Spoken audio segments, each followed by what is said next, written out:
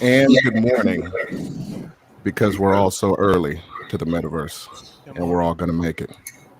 Thanks for joining us, the Metaverse Nomads. As promised, at least one of the six of us will be there for you every week at 10 a.m. PST to bring you your weekly dose of metaverse news and buzz from our favorite blockchain games and ecosystems. This week, we have myself, Bonafide, also known as InvestGeek on Twitter. We have Jesse Whitakis of Rome. How you doing, Whitakis? You're muted. I am well, or I'm recovered. I got the vid, man. I recovered from it within the past week or so. Didn't hit me too bad, but a little low in energy. But I'm here. We're all thankful to hear that. And we also have Ray V's of Rome. How you doing, Ray? I'm doing good, man. Ray VZ in the house. Ray VZ in the house. And then how we doing there, Banjo Samurai of Rome? How you doing, brother? I am doing good. I found my new barber where I live, and as many men know, a barber is a special piece of your life. So I figured I'd go hatless today. Nice. Yeah, barber can be like a piece of your soul if it goes away, man, for sure. How you doing there, fancy head of Rome? Doing great. Welcome back again, guys. Right on. That's outstanding. All right. Well, first up, general metaverse news. We have Samsung joins Decentraland with the decentralized version of its 837 store. The physical store is located 837 Washington Street, New York City, and the store will offer digital adventures through the Connectivity Theater and Sustainability Forest. Basically, they're going to start having some metaverse experiences with their physical store bouncing through the metaverse. What do you guys think about that? So when you hear about it, I was a bit unsure, but I think it's quite cool. Some of the past projects they did one about planting trees on Cardano, and it's not going to be like a permanent fixture in the Decentraland. It's just going to be there for a limited time, and I'm looking forward to seeing what they're going to do with it. Well, I've been giving a lot of thought to the metaverse and what it's going to look like in the early stages and what it's later going to develop into. And so when I think of the sandbox and I think of Decentraland, those are probably the two that come to mind that people think about in terms of virtual land, and hearing some of the big names and some of the corporate brands that are starting to stake a claim. With Snoop Dogg and the news we've had in the past where people are buying plots right next to him just to be close to Snoop. My question is, what is going to be the first stage of experience that's going to make me think, hey, you know what? I need to pop into Decentraland today. Or, hey, I want to go back again because the first time I got so much value out of it, or there was something there that drew me back. I still can't point out or tell you what I think that experience will be because it's still so early. And what do you guys think? Well, if Second Life is any indication of what people will do in an open environment, I think you're going to see lots of sex. I think you're going to see lots of people exercising their creativity in ways that they haven't been able to see it. And I think you're going to see a lot of artists show up, whether it's music or art or creation. I think that's how it's going to start. And then you'll start to see businesses look for a way to monetize it. Yeah, I think you touched on something there, Banjo, as far as artists showing up. So, like, this isn't really an artist, but we just had this, we're talking about Samsung store having an event, which is going to draw some of their customers who might decide to take those steps to get the MetaMask wallet and get into blockchain just so they can go experience that. And then you have things like Snoop Dogg, you mentioned, Jesse. He's actually going to be throwing parties in his mansion in Sandbox. So you're going to be able to be in there mingling if you've bought certain NFTs or whatever, you're going to have access. So I think these kind of things is going to be the initial draw, like you said, Banjo. And then after that, community will continue to build probably. Well, I think the king of monetizing things, Disney, just announced they're getting into the metaverse as well. So Yep. Yes, they did. With the money that they have behind them and all the IP they have behind them, the idea that you can go fly with Iron Man instead of go watch Iron Man has a lot of legs for somebody like Disney. Yeah, and I think like you guys, one. Yeah, for sure, Ready Player One. And I think the draw for the layman of crypto are going to be those celebrities, those big name brand companies, those sneakerheads. Pick a demographic of what people are interested in the legacy world, and whether it's music as well, concerts for whatever artist, they'll all be coming in as those, quote unquote leaders they're in their own right, come into and start learning or hiring people to create their NFTs, their own metaverse within a metaverse, and so on.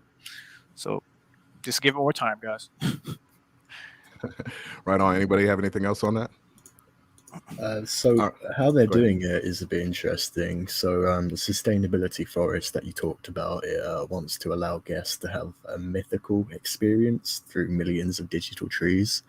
So as I mentioned, it's like partnered with their old project with planting, but I'm not sure how many people would want to go like wander around in a digital forest. But yeah, I'm looking forward to see what they're doing with like space, because it is going to stick around forever. Well, that's what I mean by a lot of these experiences will be interesting the first time. So it's like, all right, now I've been there and I've done that. What is the draw that keeps me coming back for more? It's going to have to be innovation in the space, Yeah. People aren't going to Added be able to sit incentives. static. Right. Well, I think with gaming being a billion-dollar, multi-billion-dollar industry, that's the natural choice to bring people back into the metaverse. You get these big games, these AAA games. You're going to have people moving in, and then maybe you get like the mobile games that the moms, the 40 and to 60 class that mom and dads I love to play. Find some way to get them into the metaverse, and then you've got everybody. I think you're right. So go ahead. Ray. No, I was going to say, and we could all do our part as well. So tell your family members, right? share the podcast with everyone that you might know who's iffy or whatnot, because it's a process. Tell them to join Rome. The basics of how to get acclimated to the space. So thanks, community. You know what? Good point there. Because when I initially found Bitcoin, it wasn't necessarily like in the beginning, I didn't understand the value prop of buying and holding Bitcoin, but it was more, I knew this was going to take over the world, and I didn't want to be old and not understanding and being pushed into something that I didn't understand later. I wanted to just go ahead and learn about it early, Right. And I think that same kind of thought process can be applied to the metaverse as far as, the metaverse isn't much right now. Right. But if you're here now, you're going to understand it at a higher level and be able to take advantage of opportunities at a better level, better level later.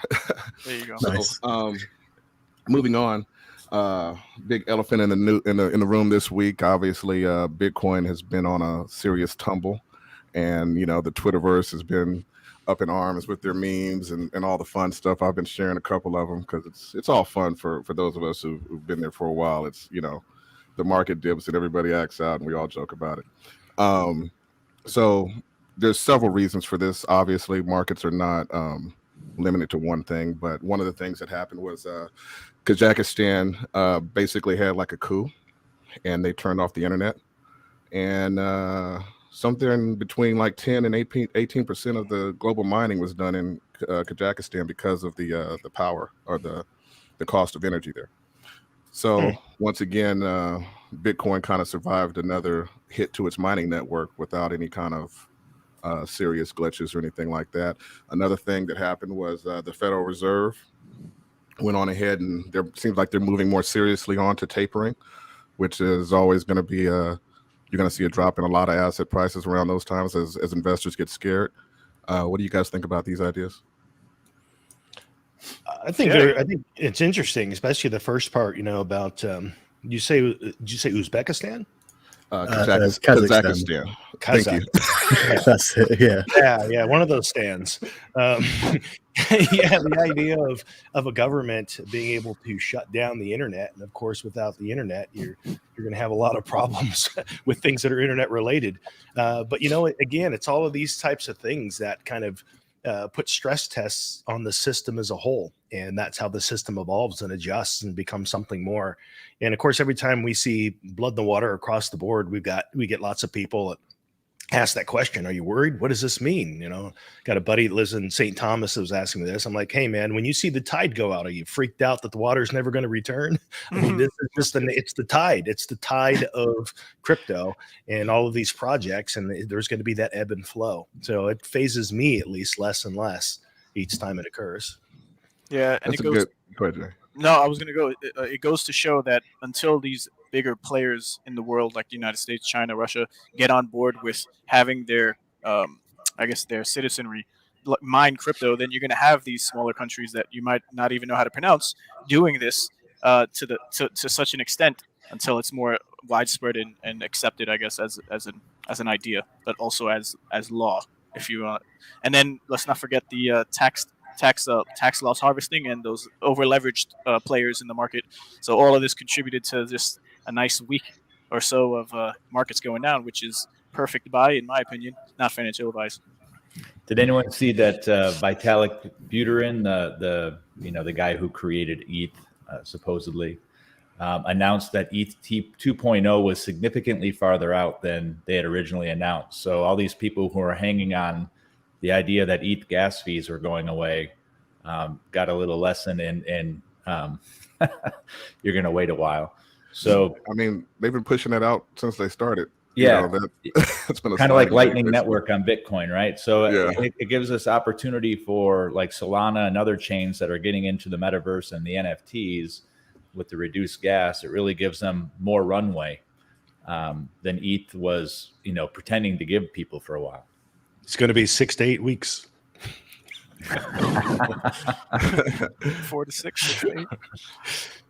He said ETH 2.0 is coming out since 2016. I love it. Right. And then I'm not gonna slaughter your name like I did. I'm not even gonna try it again. The country, but no shade, brother. No shade. It's all countries are considered equal in my book anyway.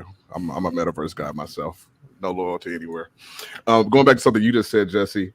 I tweeted out this week. I was saying my non-crypto friends prior to 2021 during a market tank, they'd be like, "Hey man, what do you think? Will the prices ever come back? Is it going to zero?" And then now my crypto friends post 2022, I'm getting messages, "Hey bro, I just bought the dip, man. Are you buying?" So those are the kind of things that let me know that we're all going to make it here. So anything else on general metaverse news before we go on to Star Atlas? No, that was it for this week. Do we want to announce our biggest promotion ever in the guild? I think the time's right? Just as a little one-off. Sure. Yeah. So this week we promoted Monticus and to the rank of Centurion. He's been a massive help since the very start. He was the first squad leader, and if you've been watching the show, you know who he is. He's always around. Great dude. Yeah. Sounds like he's getting on Fiverr and buying some sort of outfit or something. Maybe we'll see Monty in authentic garb. For those that don't know, the significance of this is that in the Guild Rome, one of the things that we pride ourselves on is that we've never been in an extreme hurry to grow, but we've held the importance of structure as one of the main pillars of our community. And as such, we have squads, and within those squads we have squad leaders and lieutenants and our citizens of Rome.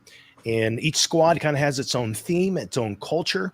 And so the squads have grown to such a point now where our very first squad leader is being promoted to a position that is the Centurion that now helps squad leaders with their day-to-day operations and choices and things like that. So it's a significant promotion within the Guild Rome, and it couldn't go to a better guy. So appreciate all that he has done with us, and will continue to do.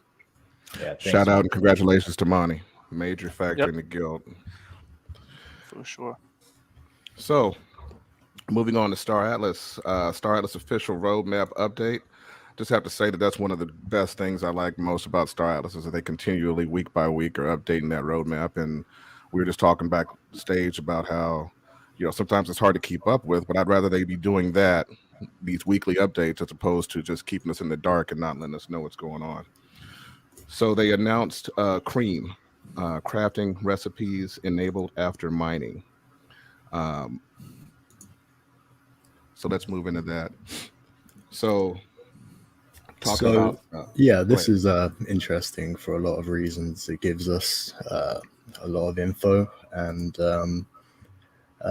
pretty much Cream stands for crafting recipes enabled after mining, and it talks about everything involved with how we are going to manage our stations, mining claims, managing the raw materials, and what we can do with them. I think whoever's making these acronyms has a little bit of a dirty mind. We've got SCORE, then we've got MORE, and now we've got CREAM. So who gets paid to do this? And then blast off at the end into space. Yeah. So with this one here, this is related to more because it's obviously related to mining because it's got mining and crafting in it. Here's a tier 0. But what's I find curious is based on what we know about mining is that the mining operations need land. So does that suggest, and I don't see it directly within here, does that mean land sales must take place first? Is there going to be some workaround to where we will have another means by which to stake a mining claim without having owned land first? You know, how does the land ownership work into this? You know, it's interesting.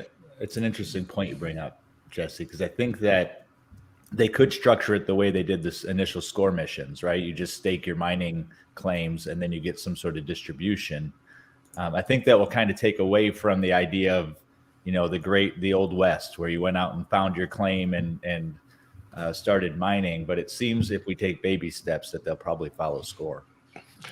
I suppose that is a way they could go about it. They could have this generic no man's land that they use as this playing field on which then we could stake claims. And maybe that is kind of like a genesis or, you know, a tier 0 way to be able to initiate the claim staking and begin mining and crafting without actually putting the land sales in place first. Maybe that's possible. Yeah, it allows us to pre-alpha test, you know, more parts of the economy and such like that. Because, like I was saying before, if they release too much, if they start releasing land, then like Manager was saying, you're going to have to deal with that whole political aspect of, you know, who claims what piece of actual land, you know, and how the government's going to be formed around that land now and stuff like that. All that stuff comes into play if they release actual land sales. Yeah, and one thing to note with the updated roadmap is that now they have removed all of the confirmed release dates. Well, I guess it's not confirmed until it happens, but they've removed all of the release dates. So phase 1, it's almost finished once the poll is down and Metaverse usernames are out, and then we go on to stage 2. That involves the showroom, Cream, and then stage 3. What I find interesting is there's a second version of Cream, and it talks about expanded crafting recipes. So everything's modular in this. They're going to keep on adding on to it, and what we can do initially will be expanded upon like in future. How do you guys feel about the crafting? We've all are veterans of some level of MMOs with crafting, and some require you to click every button, and some have allowed you some level of automation. What are you guys looking for? Well, we kind of talked about this a bit, you know, pre-game here before the broadcast, and some of my thoughts on it is how involved does the crafting need to be for it to make sense? Because if you're able to begin crafting the extra small ships, so let's say an Opal Jet or even an X4, how many different crafting parts, how extensive is the recipe, or does it need to be for it to make sense to craft something like a extra small ship? Is that 10 different components? Is it 15? Is it 20? So then all of a sudden you're kickstarting the economy for things that people can do, such as focus on creating one single part and perhaps see a return on their efforts for just providing that part to the rest of the community as a crafting item, so that other people can then take those and consolidate them into the ship to complete a recipe. So yeah, I'm curious as to what that's going to look like and how many different parts are going to be a part of the supply chain. Yeah, we know there'll be a market for these parts, whether it's completed ships built or just individual parts. So it's a pretty intricate and you know, the balance of it all is gonna. I'm interested in seeing on the profits, if there's gonna be profit to be made all around, or is it gonna be they're gonna make you complete a ship to have more ships in circulation for people to come in to purchase, because as what they said, they're not going to release any more of the current ships that just came out. Right. Yeah, so one thing that happened this week is we'll be returning back to this throughout the episode. Swagner, he posted a lot of answers to people in the economics channel, And since that's not the Foundation channel, we can actually share these replies. And he talks a lot about all of the, in this one, how they are going to try and keep ships from being like an Axis scenario. And they want it to be like an infinite amount of extra small ships. Like, so if you're like holding thousands of them, it might not go up that much because they don't want it to. And that's like one of their core ideas. It seems to me that they should make one of the, I guess, crafting loops or crafting paths should be those $20 ships, just to allow the player economy to generate that instead of making it infinite, and maybe adjusting the economy so they always average around $20, maybe not precisely. Mm-hmm. Well, that would be great if the people that started to come in to find the game and they didn't want to invest a lot, they just wanted to be under $50, under $100 to get started. And so if the ships that they were purchasing to get started were player made, that would be pretty cool. So the sooner we can get there, the better, because that's fueling the economy overall.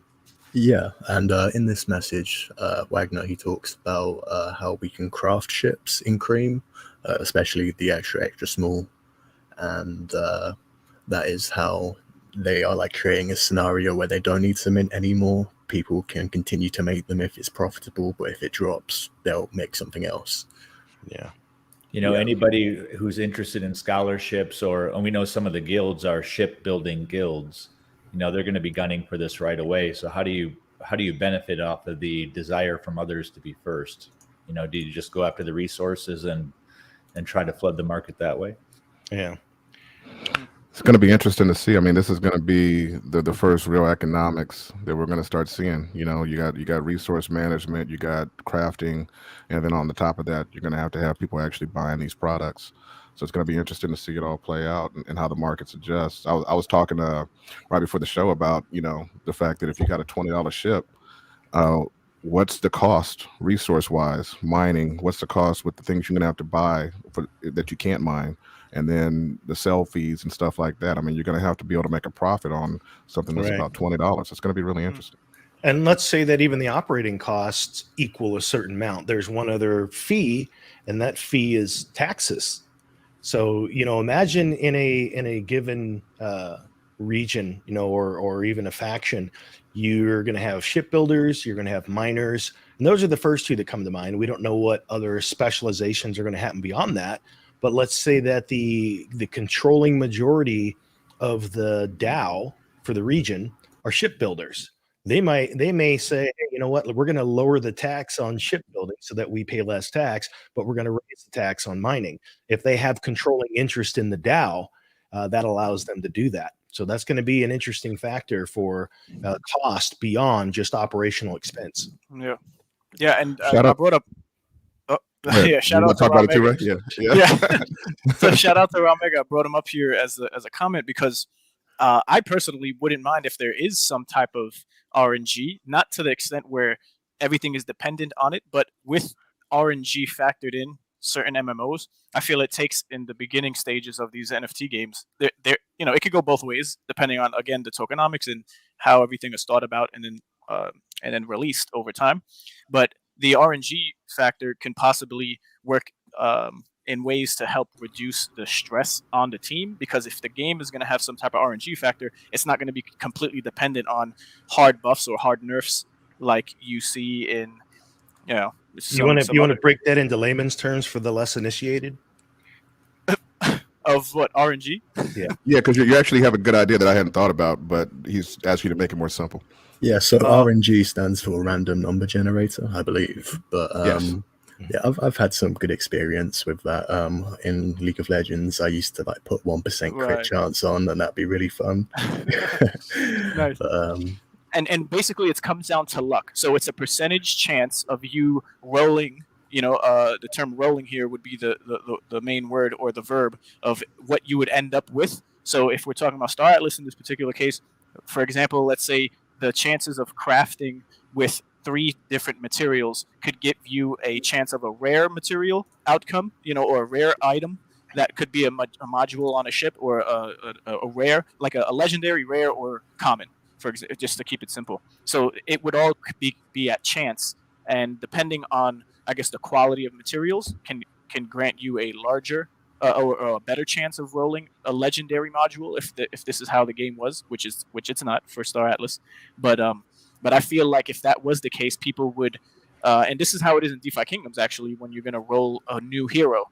So the RNG, and there's Discord bot commands that and ways you can figure out and look at the percentages per roll or per breed or per craft and what you would end up with on the other side. So now you can take more time and be more strategic and methodical about what you're collecting and which ones you're going to use together to craft this particular item or breed a particular axie or hero. And so I think it's pretty interesting. It brings a little bit more fun to the game because now it's about chances and probabilities. So would we say that in that scenario, let's say that you wanted a legendary item, and so you had a 100-sided die, just use as an example, and so it gets rolled. What are the factors that kind of give you that extra boost? Like, for example, we know that there are trinkets, there are necklaces, there are things like the Taigu, there are badges. Badges. There are the fact that your fleet has some seasoned quality because they've been in operation longer.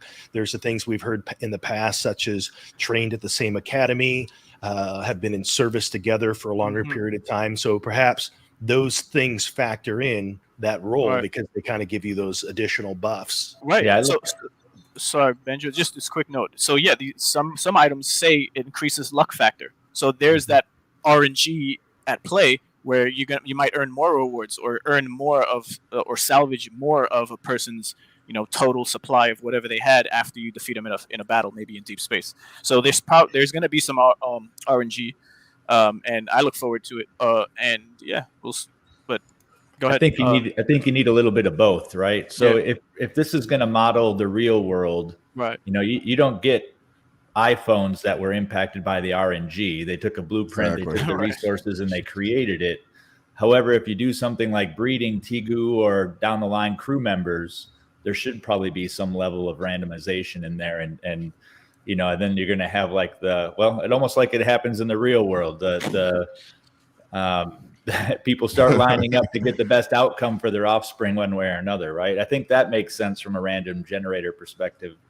If it's luck as it relates to industry, it seems like that would be a success rate. Like your success of it reduces your chance of failure. That's how I look at it.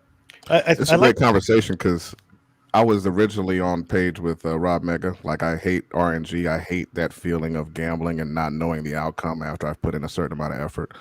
But what you guys are saying as far as it helping the overall ecosystem makes a lot of sense. I think it's definitely something that's been overused in a lot of games, and obviously it's saved a lot of games as well. So I think it's something they should be very careful with. Banjo, in regards to your example of Apple, I think that would actually be cool on the next iPhone release. I think 1% of the iPhones should have some random feature built into it. Yeah, that can go even better if it goes both ways, right? Not only positive features, but shuts off after 7 minutes and 34 seconds or something.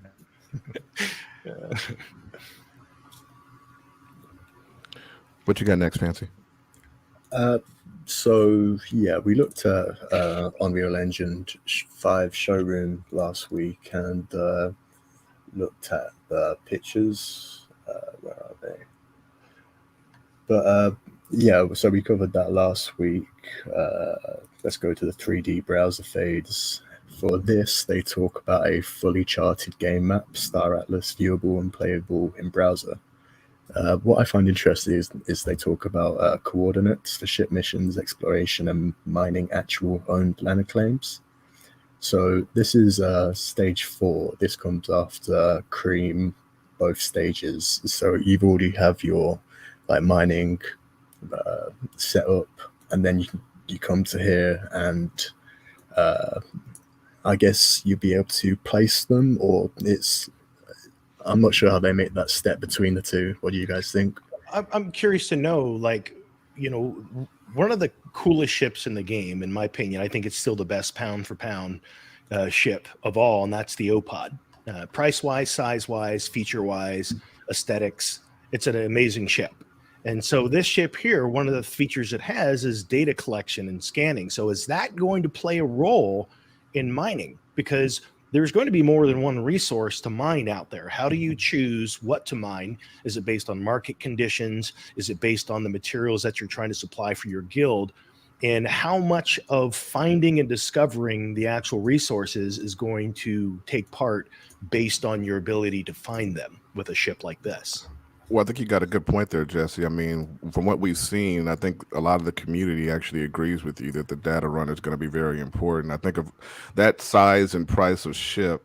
I don't know of anything that's appreciated more in the past, since it's been purchased. So, yeah. And I guess on the note of that ship, hey, shout out to Lumina. What's going on from Coexist Guild in Star Atlas, Turkish guild, I believe. And also shout out to Ash. She had a great Twitter space just the other day or yesterday. Friday. She does them on Fridays. Yeah. Right. So yeah, Bon and I were there, and we were chiming in, although we were busy, couldn't come up to the stage to speak on any other topics. But one of the conversations were from a person from the outside world coming into Star Atlas Metaverse, talking about how do we know the team is being truthful on if someone was actually piloting the OPOD into that video that we saw of actual gameplay. And for what it's worth, there was actually a member of the team, I forget, from Santi was there and another guy as well. Right, Santi, but also from Deep Pockets, I believe the guild's name is, who just recently got hired on, and he basically said, like, yeah, this is actually what happened. Somebody was manning the ship, and for what it's worth, the guilds are sharing the information as it comes from, in all honesty, from the top of the commander in chief, which is Star Atlas themselves. So people could believe it or not, but it's gonna somewhat be hard to believe for a lot of people not understanding the space. Would it have been more believable if it bounced off the hangar door? Right. Well, he was actually joking in that in the Twitter space. That's Ash's Hypocryptic on Twitter. She does them on Fridays usually. But yeah, he was saying next time we'll have the controls visible. You know what I mean? That way you guys will know it's for real. From the actual player aspect. Right, first-person view of the ship and how it's being maneuvered. It's not confirmed. I think he was joking at the time. Right. It was a thing, yeah. Well, that makes me curious. I mean, because that would have been the angle, or at least if they bounced to that angle, of what it would be like from the pilot's point of view. Because we saw it from the ship just coming in. So I didn't even think for a moment that there was an actual pilot piloting that ship, and that didn't even cross my mind. Yeah, Fancy told me it was actual gameplay footage because I didn't get it at first, and then I think I mentioned that on that last episode. But yeah, Fancy was like it's actual gameplay footage, and that makes it a whole different thing at that point if it's not a cinematic. Yep. Do we have the video again? I'd like to see, now that we know it's a pilot coming in, how smooth they came in. Yeah, I think we have it. Exactly. It might have got deleted. I re-upload it. and I guess with that in mind, if you were to hit the sides of the hangar or crash or hit something, what kind of damage and repairs are needed? To what extent are you going to need to repair the ship if you're going to continually bang the same side? Is it got scholars out there getting fired because they're rubbing too much on the hangar walls? Well, yeah. I mean, is the part of the ship actually damaged? The part that hits? Is it just a generic drop of 8% in your repair costs, and you just need tools the way that we're already doing now in staking? Yeah, I'm curious what that mechanic looks like. All right. Are the shields of the ship gonna just? It might not even have an impact at all unless it's over a certain force. So. Yeah, I'm not sure if this is correct or not, but we have people in the chat saying the guy's name was Xcode from Deep Profits. Is that right? Yeah, that's who he was. No, I can't find that video. Sorry, guys. But I do have a video that I have found this week, and it looks great, to be honest. Let's see it. Oh, nice! That's Look at awesome. that. Yeah, so I just found this. See. So whoever the Pierce ship developers are, I mean, is it a whole crew? Is it a bunch of people? I mean, these styles, they're pretty consistent throughout the the fleet, and they are stylish. all the way down to the X4 even. There's an interesting dialogue going on about this ship because it has a brig, and people are wondering if people can use this as a bounty hunter ship versus the Amway. It seems to have a little bit more firepower in it. This one to me seems like it is, most of what Pierce seems to develop are models that are easily integrated into a police force. So if you're in Sector 2, not the safe zone, but the next zone out, where they are patrolling. So maybe this is something that will detain people, and so that's why it has a brig. As where the Amway seems to me more like it's going to be stealth oriented, so it can basically go out and bounty hunt with people that aren't suspecting that they're going to show up. That seems to be what the immediate difference is between the two. Mm-hmm. And these are going to be able to be craftable. So, what is it? A extra small XXS? Yeah, no, it's a small, I believe, PSX 6. Yeah. Okay. Sweet. So the last thing to look at is Project Rose Garden. The description is confidential. First UE5 playable modules and home base. So again, no date, but it does. Go on, Jesse. They call it a playable module, but technically the first UE5 playable module is the showroom. So I'm curious, what does this mean? Does this mean this is where they actually, because they've hinted towards a number of things, such as racing. So is Rose Garden the first playable race in UE5? Or is it, what was some of the other things that they mentioned? They mentioned that there was going to be a first person aspect of monster battles on a planet. So, I mean, is that this soon? Not that this is soon, because this is a phase 5 development, but I'm curious what they mean by playable module and home base. So to me, this sounds like your space station, right? They have the different decks where you might have an industry deck or an entertainment deck or a university deck. That's what I think this is. I could be wrong, but as I read it in one sentence, that's my takeaway. Yeah, the name to me, it doesn't really give any details, but it could perhaps be farming, because it says home base. So perhaps you're out actually farming and you're getting materials that you can feed to your crews. That'd be cool. You just made me think of something new based on that. So if farming is, being that it is crafting in a way, as we talk about crafting earlier on, are the potential components for the 4Rs something that could be craftable sooner? Food, fuel, repair components in the form of tools, and what's the ammo? And ammo, yeah. Are those craftable items, and will those be a part of early crafting? That's an interesting concept. I think you're onto something, Jesse, but I also think it will be interesting to see how that plays up in the costs. Because right now it's relatively cheap to restock your ships. It doesn't take a lot. It lasts a long time. Some people are hoarding them for whatever reason, I don't know. But once you start to have player crafted, are they going to drive a higher price? And are the APYs and APRs going to go down on the ships? Yeah. And, there's always, these possibilities in games for people to corner a market, which will change the whole economy as well. And with this being a real world economy, you could actually have some whales come in and actually decide to try to corner something like a food or ammunition or a fuel supply or something like that. You saw that in the real world, obviously, with fuel supplies, right? So Bill who? Bill Gates? Who? Let's start crafting toilet paper stockpile. So leading on from this picture, we looked at this last week, how Lumina brought these pictures to us, and I found the resource that he got them from, and there are a couple more on there. So that last one, awesome. That last one, if you go back there, those last two, that I've decided that these are high-end graphics cards. NVIDIA? Is that you? Need the whole world to power them. They definitely have a kind of cartridge look, right?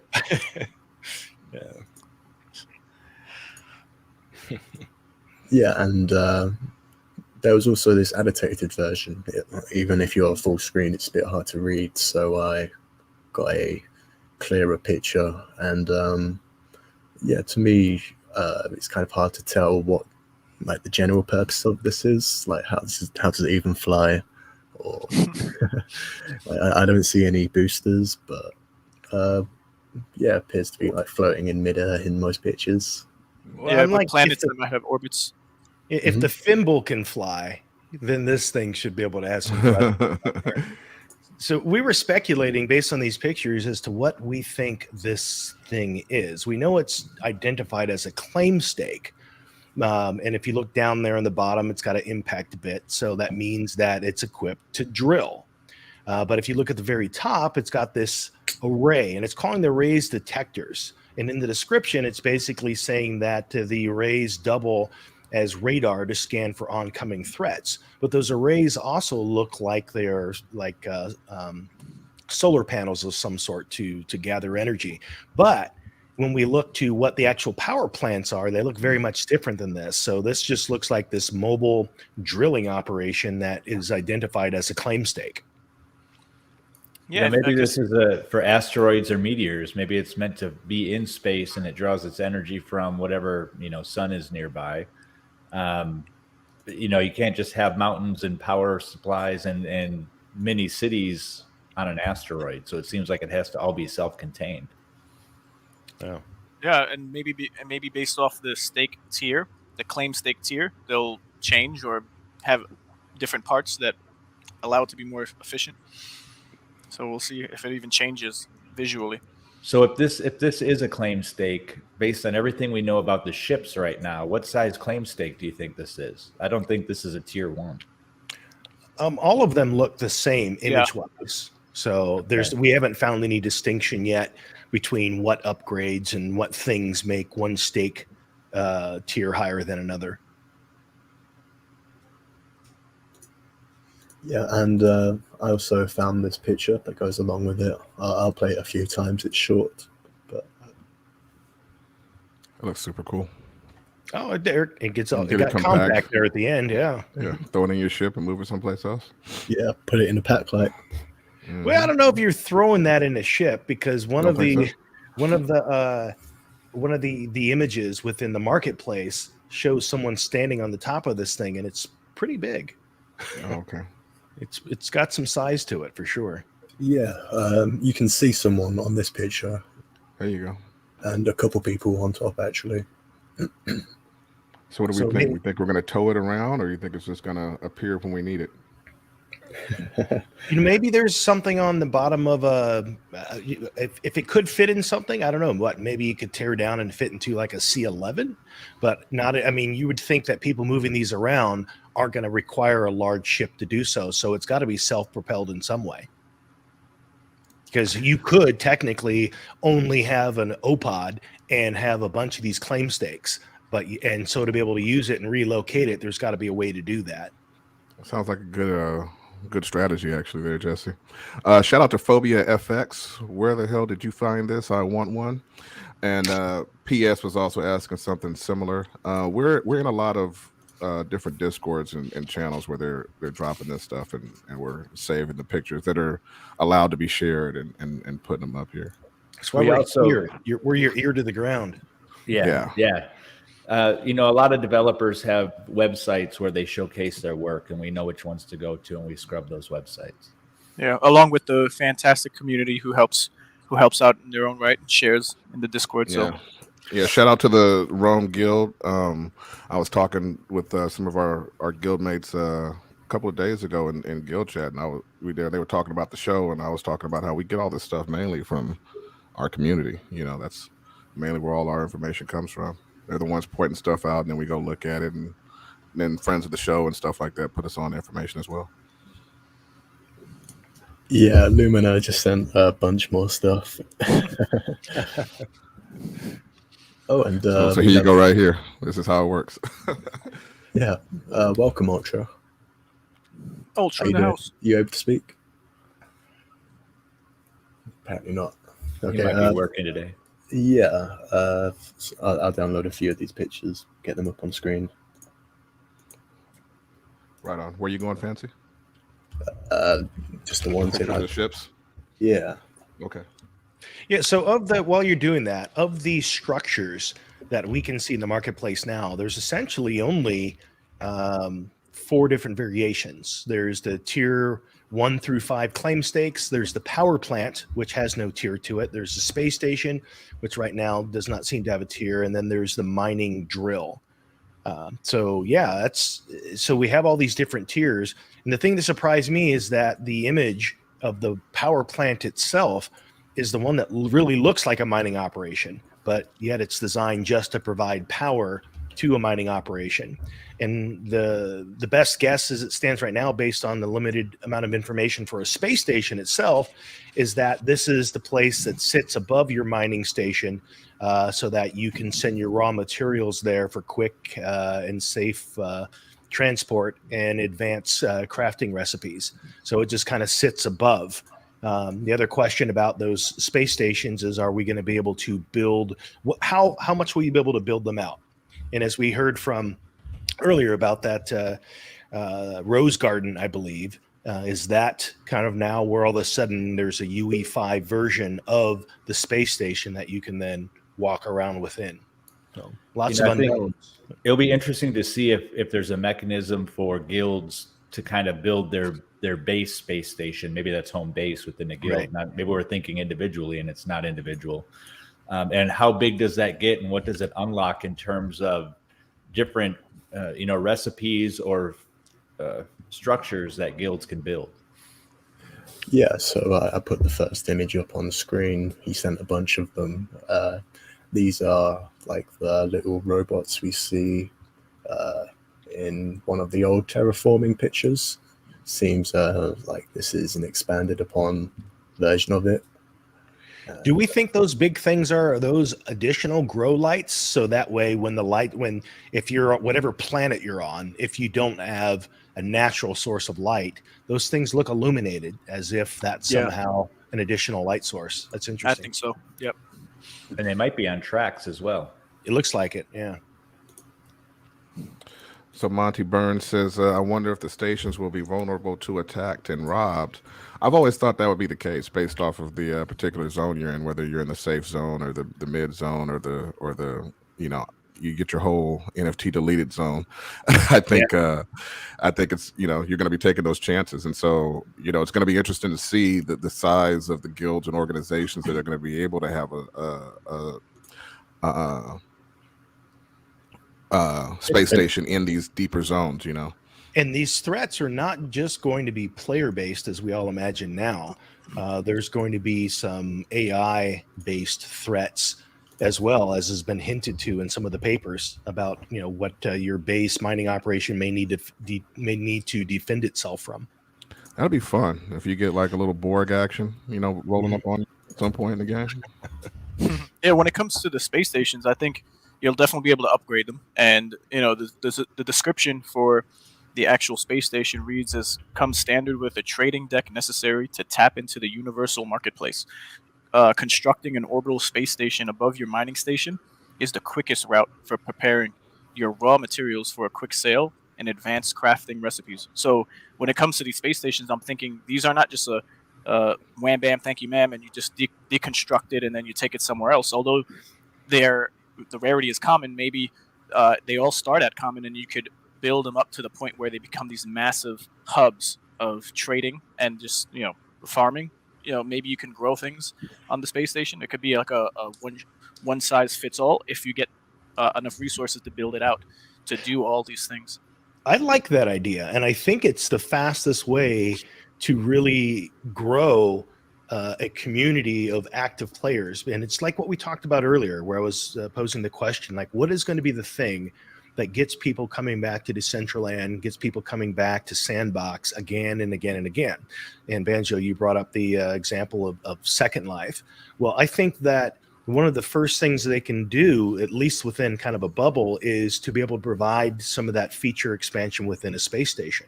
And then we will have those instances where, like I always refer to Quark and Deep Space Nine, where you're going to have a person that just has a cantina, has a bar. Another person has some type of shop. And so these things that start to develop in these little microcosms that are space stations.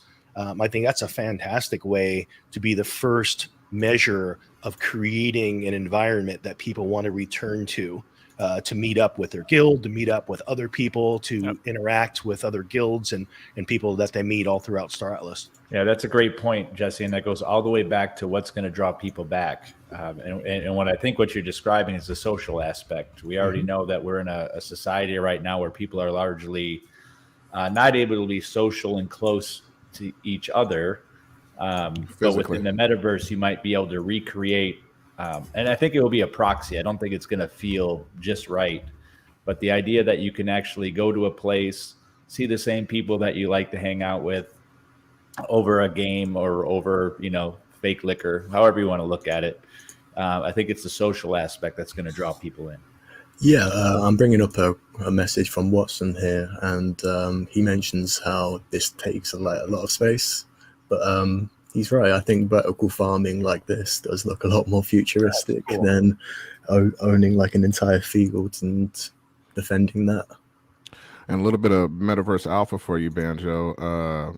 So there's already ideas being floated around. Some of these projects that I've been looking at are already talking about this idea of you order a drink or a coffee in the metaverse and it actually gets delivered to you at home in real life.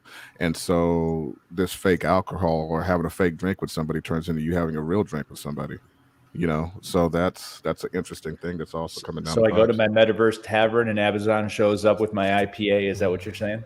Yeah, or Postmates. I don't do Uber, but Postmates or one of the other ones, DoorDash. That's funny. Yeah, that's basically what's going to take place. You got Nike, all these big players coming in, setting up their shops in these particular metaverses, and you'll be able to order right from there, the confines of your home. I see an opportunity for Metaverse brothels then. People keep going back to that, and that's something. I went and aped into like one of the first whatever type of tokens, Pornhub type of tokens, and it didn't do well, and nothing has done well in that genre so far. But eventually, you're probably right. It's just a question of when, but nothing so far has done well. So it's kind of interesting. It's just going to be the right approach and the right way to do it that shows up. Because truth is it's a clear, huge part of human nature. So it's going to find its way into the metaverse, no doubt. And especially now with metahumans and how realistic they're actually able to get characters within game worlds now.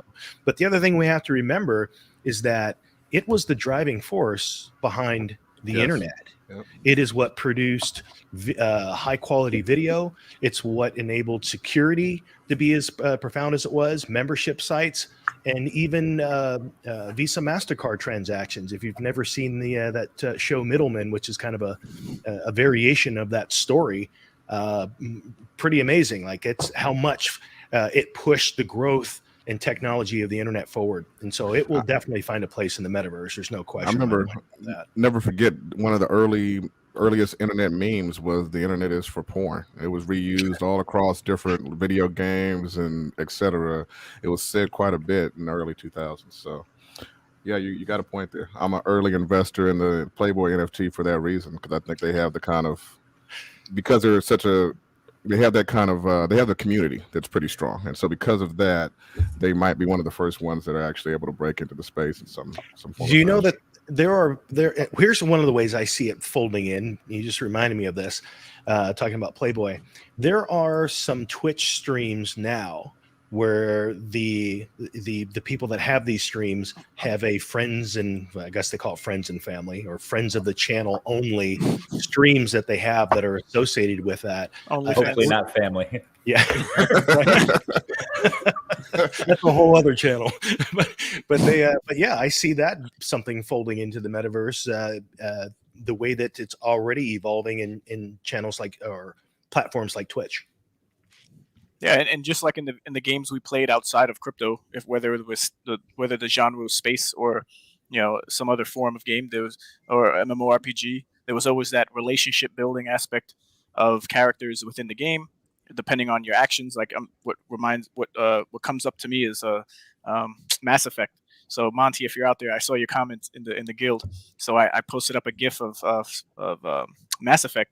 And within the game, depending on your decisions, you're not earning anything other than just what you sought out to with the conversation choices that you can take one down as far as like the NPCs in the game on your ship. So yeah, when it comes to just the Verge token was back in 2017 one of the only tokens that paired Verge up was one with of them. I had a Yep. good amount of Verge, and when it Yeah. happened, it was not necessarily a surprise, but it was like we're talking about now. It's almost like the it's going to be commonplace for adoption to take place in ways that are not so traditional or outspoken to be, but it's basically the norm. When it comes to drugs, money, and porn, it seems to be the surface level things that not many people talk about, but it really gets things going when it comes to adoption of new technology or anything really. Can you imagine what a pirate bay of the metaverse would look like? How awesome it would be to navigate that kind of little land. Yeah, that's a whole nother podcast. Without getting arrested. Yeah, man, it's going to be an interesting world that we're going to be living in, as it is right now, with pronouns. Much respect to anyone and how they see and who they are in this world. But in the metaverse, you won't know if the avatar is a male or female. If you're an alien, is it a male or female? Does that even matter? Like none of these personally, that's things. one of the best things about the metaverse to me.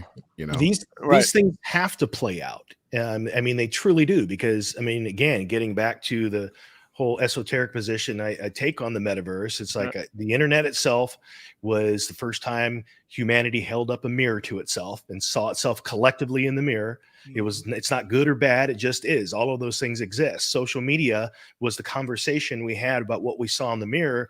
And now the metaverse is this new, now that we have an understanding of who we are collectively, it's this large sandbox where anything that we can imagine has the ability to play out. And I mentioned this about a couple months ago. One of the books that I read recently is called A Billion Wicked Thoughts. And it is a fascinating book. And it was a book that could never, ever have been written before this time, because it's looking at anonymous internet data to understand every kink, every interesting thing about humanity. And you bet you're going to see many aspects of that play out in the metaverse, because it's a part of who we are. Absolutely. Yeah, I think there's some people who are, you're going to be able to act out these things, but there's also going to be on the blockchain. So there's going to be people knowing what's being acted out, right? Right. So that creates a need for anonymity, or you just go right back to where if everything's public, people are still going to hold back and not share those deepest thoughts that they found anonymously through a Google trend search, right? So, shout out to. Oh, go ahead. Sorry. Oh, I was just one final statement. I think that just is a great example why we need some level of anonymity on these blockchains. Yeah. Shout out to Edward Snowden. He's been beating the drum on that for years, and a lot of these chains are not listening. Privacy needs to be at the core of these blockchains, and nobody's really doing it. I mean, Monero's taking it very seriously. There's another one, I think. Is it Zcash that takes it pretty seriously, but nobody's really got it figured out yet. And the larger chains where most of the people in the traffic aren't really doing anything at all. Bitcoin's moving slowly in that direction, and it's the only one that seems to be taking it seriously, even the slightest amount when you talk about the top 10 cryptos, and that's something that has always been worrying, along with the centralization, is the need for privacy. That's the only way you're going to have true freedom in the metaverse. Well, how does that work, or how might it work? Let's say that I'm in the metaverse and I'm in a particular game world, call it Star Atlas, and I'm on a space station, and I want to go into this particular cantina, but I want to remain anonymous. How exactly does that work? I mean, do you end up picking up a different handle? Is that randomly generated each time?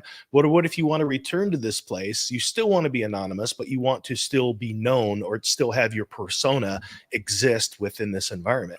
I don't have enough understanding to know how that might work, but obviously that's something that will have to be developed because there's a need for it. It's at the transaction layer. That's what Manjo's alluding to, is that you can't get away from your wallet address. And so everything that your wallet does or interacts with is part of the public blockchain that everybody can read. So you would have to have at the base layer privacy to where nobody really ever knows anything beyond, what they're sending your they know your address they can send to, but they don't know what you're necessarily interacting with outside of that one transaction. And that's what you would need. Yeah, you're almost going to need a blockchain that works like a VPN, where it tumbles all the data through it and makes it not attachable to one wallet or something. That seems to be the best way. Again, I don't know the technology behind it to know if it can be done or if it is being done, but that's the only way I can see it working.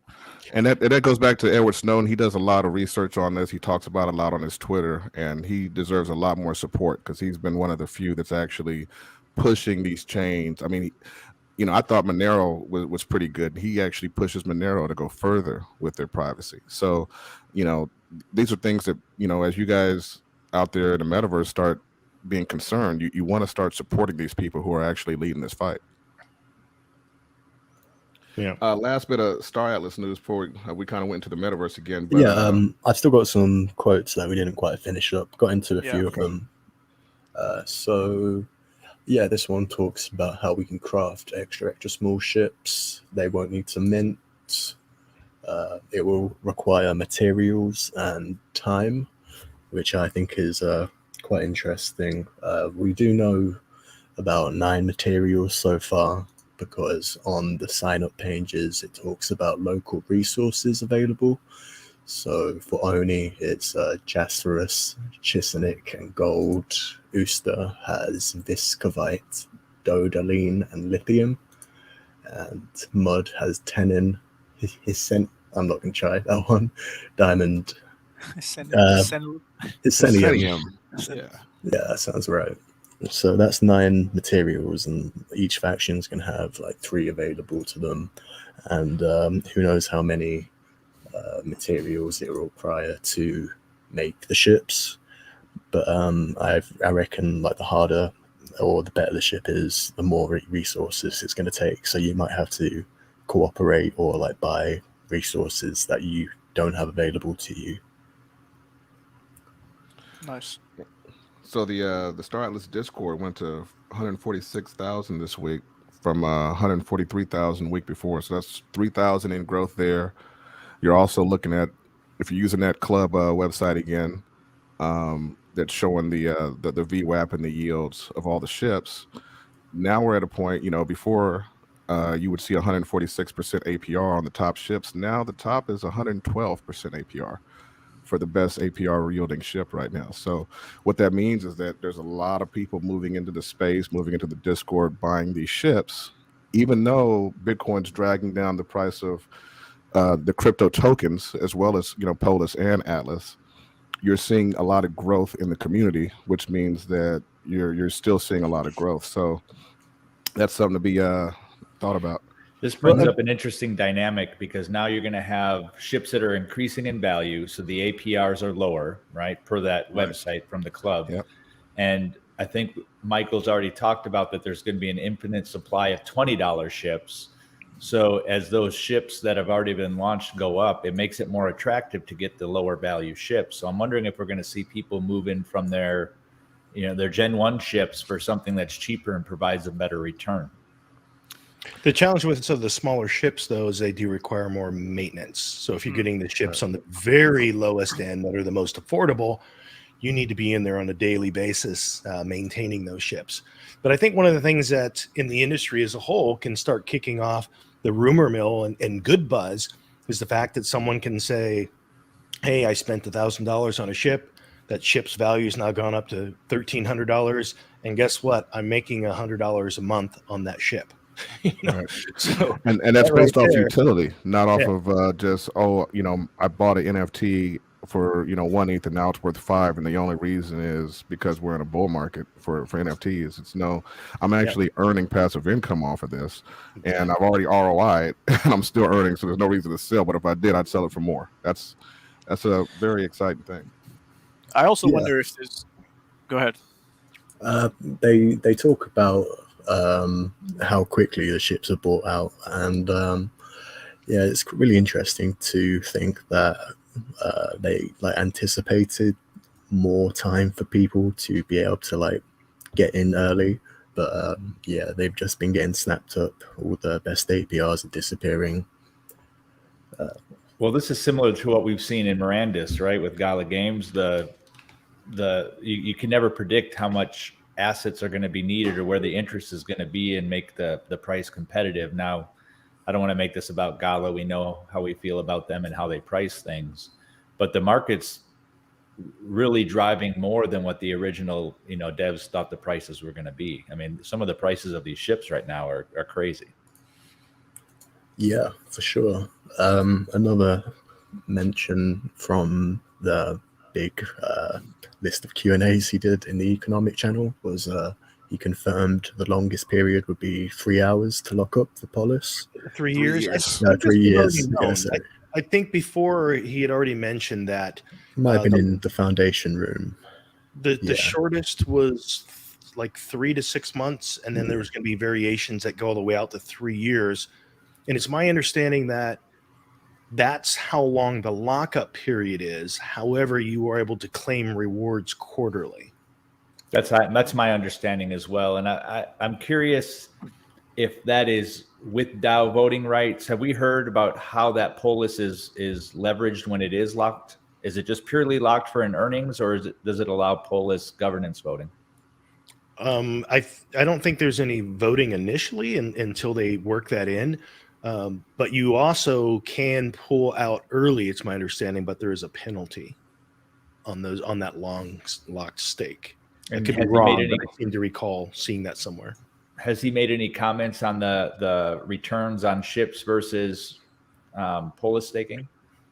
No, and I've been keeping my eye out for that. I'm curious if people can expect a similar return on their Polis of what, in the neighborhood of 8 to 10%, 8 to 12%. And what does that look like?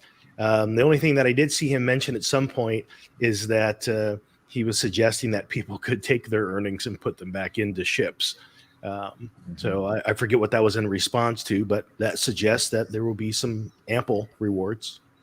What's interesting is we talked about crafting, and as it relates to crafting, we really didn't talk about how they were going to get the initial resources into the area. Is it just through mining? Are they going to airdrop like basic level resources, or with ships, like they gave us a full supply of all the different things we would need? Do you think they'll do the same thing with crafting? Probably initially, just kind of like as a Genesis thing, and then thereafter you will need resources to restock them. But yeah, I would say out the gate that as a way to stimulate the economy and to stimulate the crafting process or the mining process, that seems to be helpful to just give people what they need to start. Yeah. Hey, there's a question in chat that I think a few of you can answer pretty easily around securing your assets. I know some of you use a ledger. Can someone give their thoughts on that? So I'm one of the ones that's been using a ledger from the start, so I can share some of my thoughts on it initially. There is a little bit of process that goes into approving every single transaction, right? So every time you go through and it's like, oh, I approved that I just bought some ammo. Oh, I approved, and now that the ammo is claimed and in my wallet. Oh, I just approved that I claimed from the ship. So there is that part that you're going through this process each time. So what I did is I actually have 2 accounts now within Atlas or within Star Atlas, and I moved all of my heavy maintenance ships, the ones that require daily maintenance, into their own account off of my ledger, because those are the ones it's like, I have less risk there, but yet it still requires that day-to-day maintenance. So that's what I did. I established 2 accounts, the ships and all of the ones that are my bigger assets and my Polis and things like that, I keep on the device. Yeah, smart. It is a bit of a hassle setting it up, but it's worth it. We definitely recommend it. Is there any lost functionality from it? Not yet. I think some people have problem like selecting a profile picture for their account, but I never bothered with doing that. But that was the thing, is you're not able to select the profile picture and an associated badge. I think in general, to answer your question, Banjo, usually with situations like this, what I've seen is that the hardware wallet adds an extra layer of tech that they have to add into the updates. So when there's a new update coming out, there's always that chance that it's not properly positioned with Ledger or Trezor or whatever kind of hardware device you're using. So you might be delayed sometimes, and that's usually the only risk. And just Go ahead. Jesse or Fancy, and there's another question again. People are trying to figure out how to secure their assets. How are you going to manage the 2 accounts, 1 player challenge? Well, the 2 accounts sit in the same faction for me. It's going to be a greater challenge at gameplay time if those accounts are in different factions. The thing that I'm more concerned about is that, first of all, with the ledger, you still have to set up or acknowledge auto signing, blind signing within the device itself, because there's some things that Star Atlas needs to do. But my question is going to come up when we reach a point in gameplay where the interaction is an interaction between you and someone else, and it becomes disruptive to the experience itself. So will there be some new form of blind signing that accounts for that, so that you can say, hey, it would be nice to be able to select and say, look, unless I'm trying to transfer an asset out of my wallet, I just want you to go ahead and approve the process. Because like right now, I don't really care. I mean, for fuel and ammo, I wish there was a way for me to blind sign on those on this account and me be able to select that. Right. That would be convenient in the future, and hopefully that's something that becomes available. Yeah, I'm trying to bring up Swagner's response to this. I know he did have one. He did. Yeah, about He went in depth. It's not there either. Yeah, he went in depth on the fact that they were working on things on their side as well, but that the actual problem is basically on the Solana network, and it's just basically they've had a lot of growth and they're a newer chain.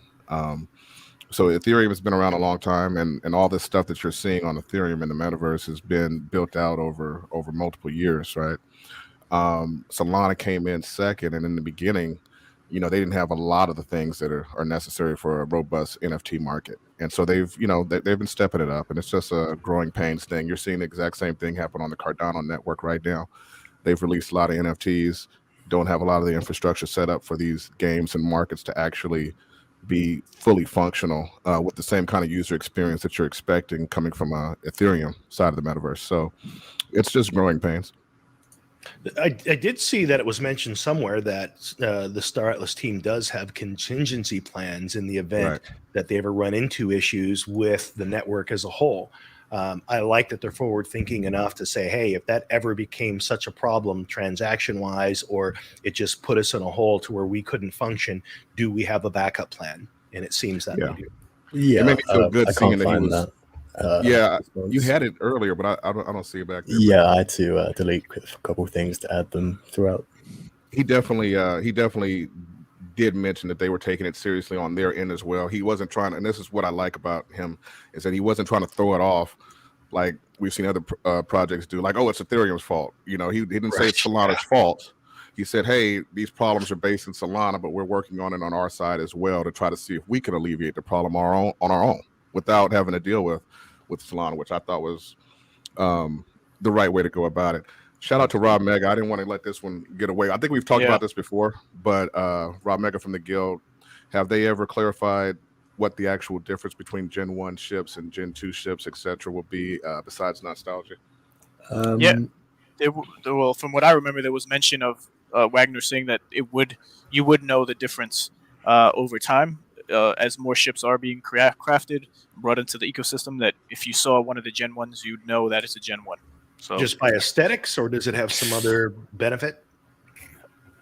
Might be down the line, but go ahead, Fancy. Yeah, I'm not sure if he's confirmed anything like that. I think people have been asking about in the foundation room too. And another thing I've been thinking about as far as generations and how many there are going to be, is that also going to happen and take place for the modules? Because there could be Gen 1 modules that might be at a higher price point, and they could be just as robust, or even, I don't know, like there could be Gen 1 modules and then Gen 2 modules and Gen 3 modules, and for whatever is going to happen down the line, because that would be pretty interesting for the market as a whole. The rare, scarcity level of Gen 1 modules, and how cool they would look versus a Gen 2 module, if it's, crafted in a different way, or if are they all going to look the same? Who knows? Get that nice nostalgia look, or the even robustness, because if you think about it, think about the all the materials that were made back in like the 40s, 50s, and 60s. Some of that stuff's still being used today. Yeah. compared to some of the crap that sometimes they make now, where it breaks as soon as you use it. Well, Go look at the pack light and the ERP. When I was a kid, speaking of those types of things, and that new hoopty car that we've seen, I forget what it's called. The Fimbo Lobby? Yeah. So when I was a kid, I used to go to demolition derbies, and I don't even think they have those anymore. But back then, you could use an old Mercury, old Fords, old Chryslers, and those things were tanks, looked like these cars, so they could smash into each other. Now, with all the new cars with the tin sides and the airbags, I don't think they would hold up the same. So there was definitely a difference in quality of build. Get a 60 Chevy versus a 2012 Accord. Good luck. Right? You're definitely going to see me ride in the lobby. That's just going to happen. So that's just going to happen. as soon as they start, I might actually catch the sale on that one. Yeah, so I'll run through the last couple screenshots. Bodhi asked him if any news about the Titans, and nothing yet. So we're still waiting on the big boys. I don't know that even needs. You think in terms of need and priority for the company as a whole, and the way that this version of the metaverse is developing. I don't even see a need for Titan class ships in 2022. I just don't see it. I don't see it either. It sounds like a lot of extra complication for no reason. Well, the need could come on part of the team itself needing the funding and more money. So the sales of those ships would definitely help on their end. But as far as having them as an investor, you're not going to be able to do anything. But I guess. Well, I'm just meaning from the aspect of once you release those ships, they're in the game, right? And so now you got to deal with what you've done to the game because they're doing whatever they're doing. It's just an extra. Well, from a funding standpoint, think of this way: where they said those ships could sell for $5 million. What is there going to be 5 of them? That's $25 million. We did $60 million in ship sales in December alone. So there are other ways to make that money. Sure. Yeah, and if you consider like how many people will use these assets, especially like in the early stages where you don't need crew members, you're basically like getting a whole team to design for like a small number of people, even though they are like the largest investors. Yeah. And what's funny about the Titan ships, as we now are experiencing just maintenance with the current large ships or medium ships that we have, and if you got to log in every day to restock and refuel and do the 4 hours, I could only imagine what type of help or team or squad or guild you'd need who's responsible and diligent enough to get in. And like, is it just one person? Because once the game is live, I guess in that sense, you're gonna have a Titan ship ran by hundreds of people. So it's they've talked about like it's basically your whole guild. Like that's your home base for your guild. It's a Titan ship, How big? Do we have like preliminary? I mean, we've seen it in the lineup somewhere. Is it 5,000 meters? I think that was the estimate. Yeah. So that's a big ship. That's a large coordinated effort, and if it isn't, it should be. That's a city with boosters. Right. Actually, I thought the mothership was over 5,000 meters plus. The Titan's only 25 to 5,000. Yeah, the mothership is supposed to be like the size of America or something. I could have swore I saw. So is Pablo or Danny somewhere on some show where they were talking about a ship the size of like America as in a mothership. That's a big ship. I don't know exactly what the ultimate size of that was, but I was thinking that the Titans were up to 5,000, which is still a large ship. That's still pretty big. Yeah. So this week they also reduced and increased some of the ship's earnings based on some stale data they had when initially calculating it. Did we know what they were before? I saw this, but I didn't know really what to make of it.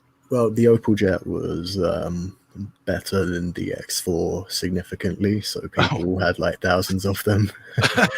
And then this happened. You can see all of the 47 crying faces. Right.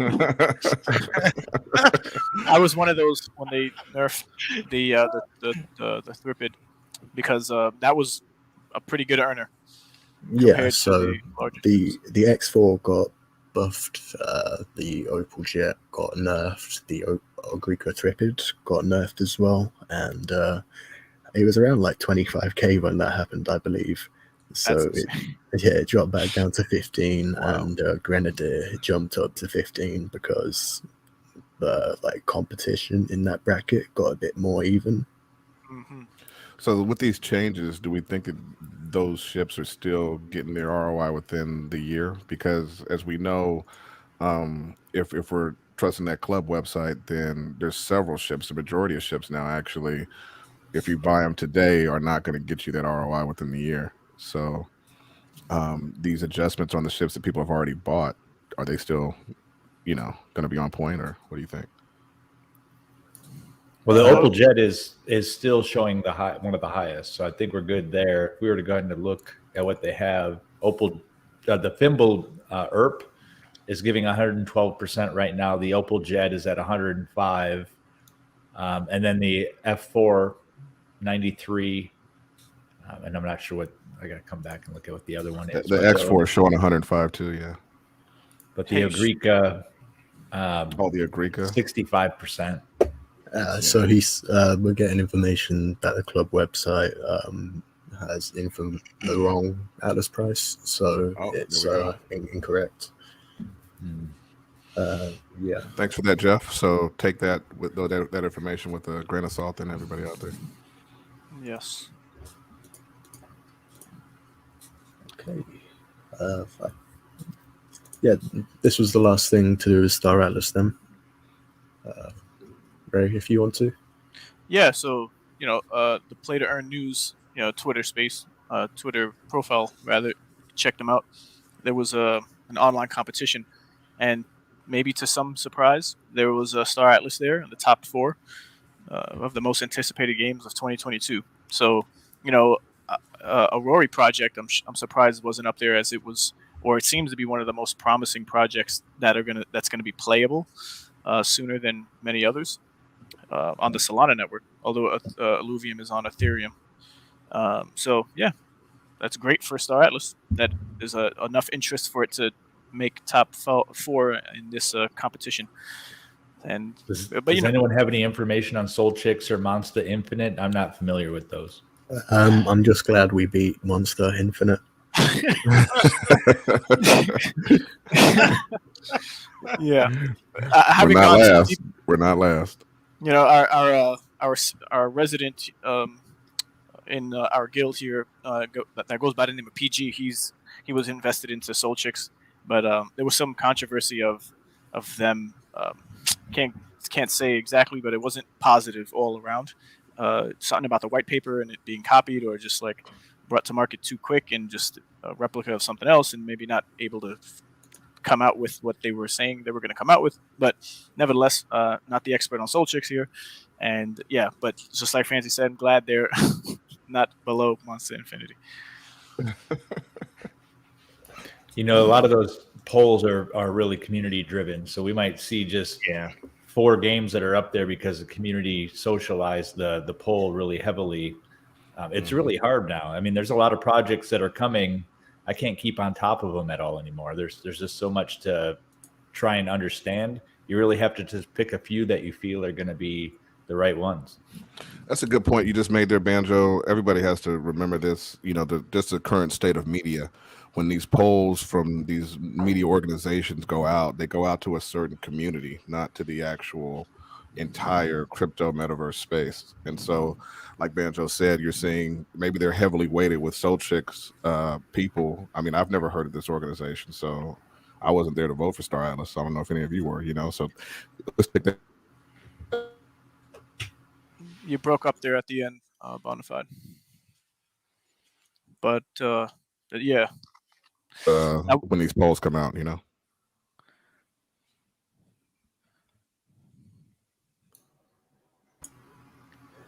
Are we losing Bonafide? Seems like it.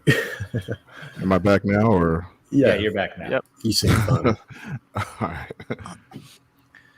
Yeah, so Lumina, from what I was researching or heard back then when the game was released, just on Soul Chicks, that they were responsible for the bottleneck, and it was a failed project, I guess. But there was some other stuff that I was hearing that didn't give that much confidence into it. But yeah, Star Atlas is not one of those types of games. Indeed.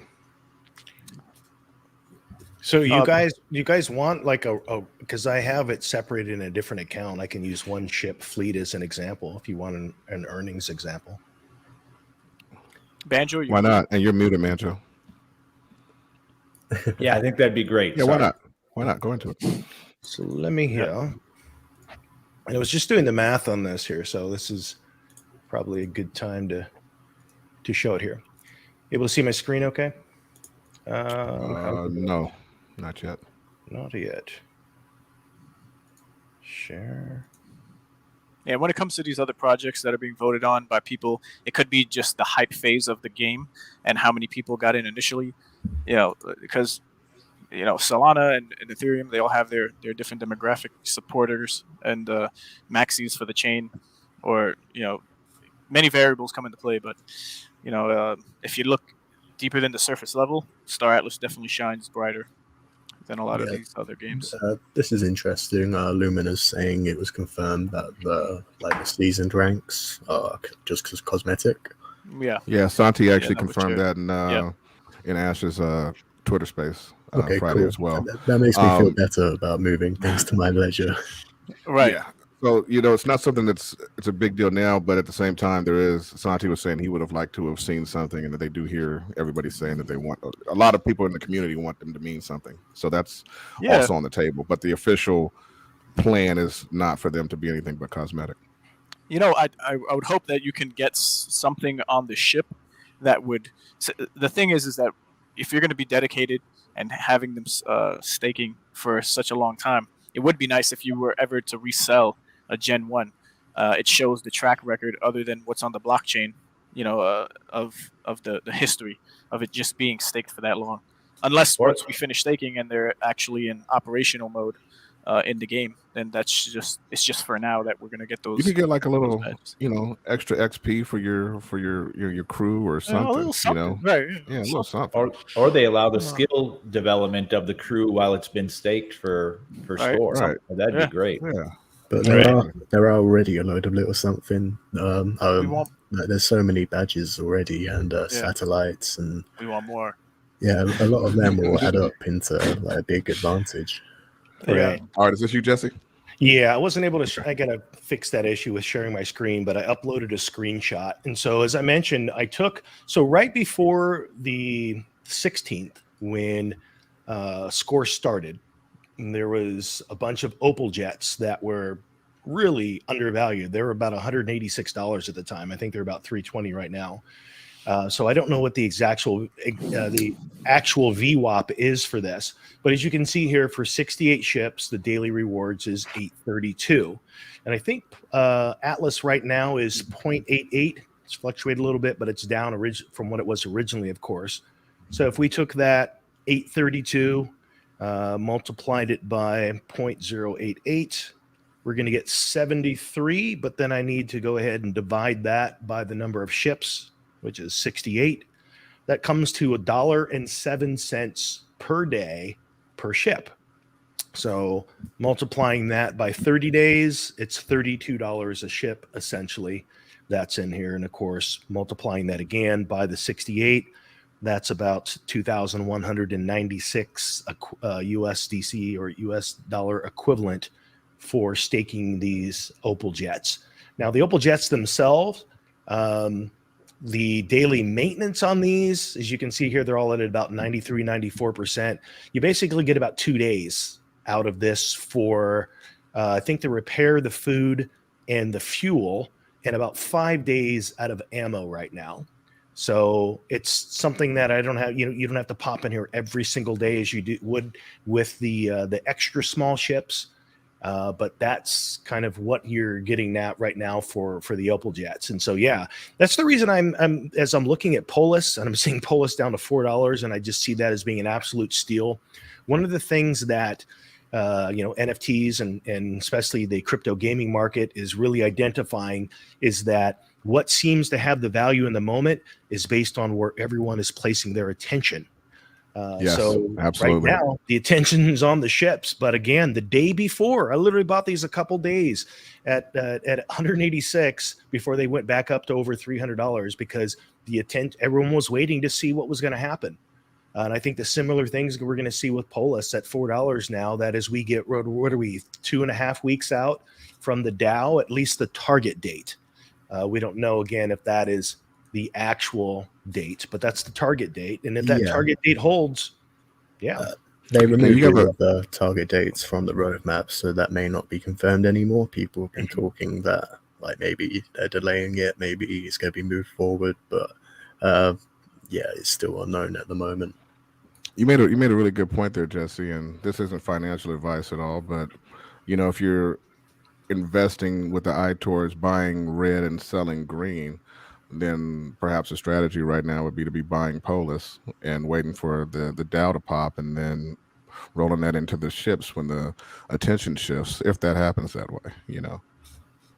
Yeah, it's really going to depend on what we can get from the contracts and how many people decide to go into the 3-year and all the different options, because the more people who join, the more diluted the pool will be. Right.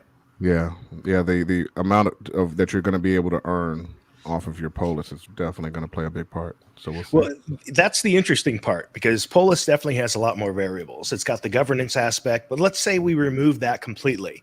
What is the earning aspect? And that's what people are curious about. Is it going to be similar to ships? Is it going to be in that 8 to 12% range?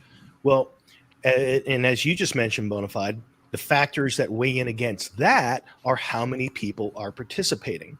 So if you have a lot of people participating, the rewards go down. But if you also have a lot of people participating, the value of Polis itself goes up. So it's going to be an interesting kind of a juggle between all of these variables.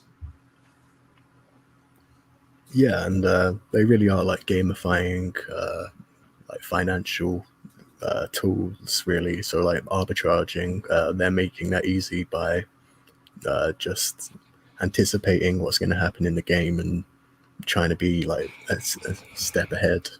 I feel like that's going to be a constant theme with Star Atlas.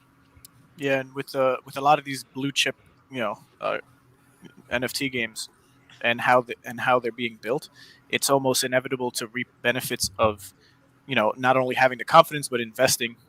Although there's always a risk, it's just almost going to be a success for you as an investor.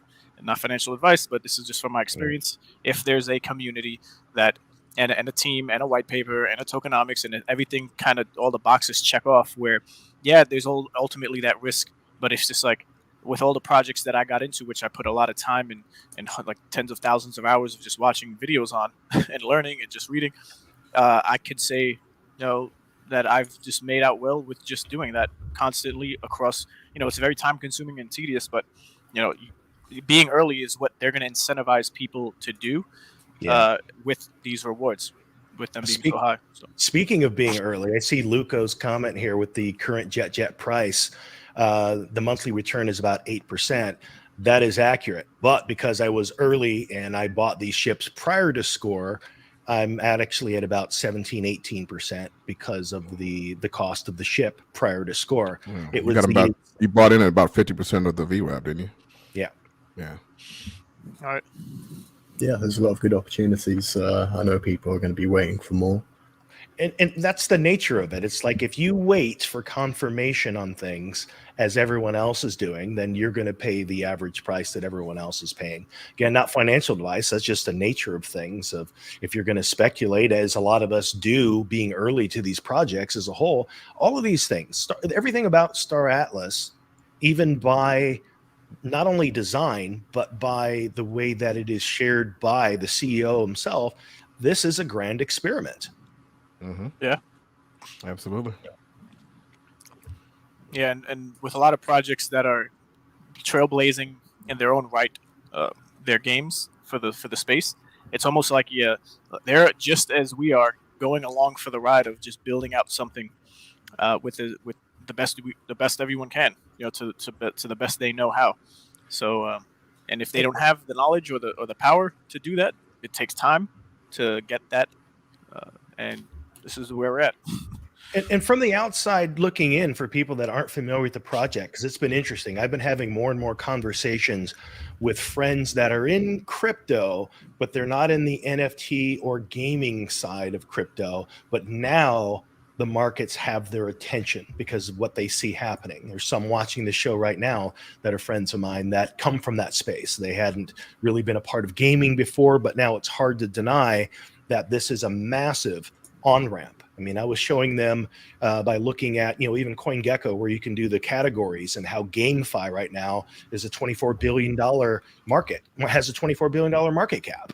Right. And that's just going to continue to grow because it's accessible. It's the aspect that people feel drawn to because they understand it, and it's not just about numbers and crypto as a whole. Which leads me to one of the questions I wanted to ask here collectively amongst you, but then also the people that are paying attention right now in the comments. It'd be great to get just a couple words or even a sentence on like what makes gaming fun for you in this space, because right now we're in an interesting place where honestly, is Star Atlas fun? Is DeFi Kingdoms fun?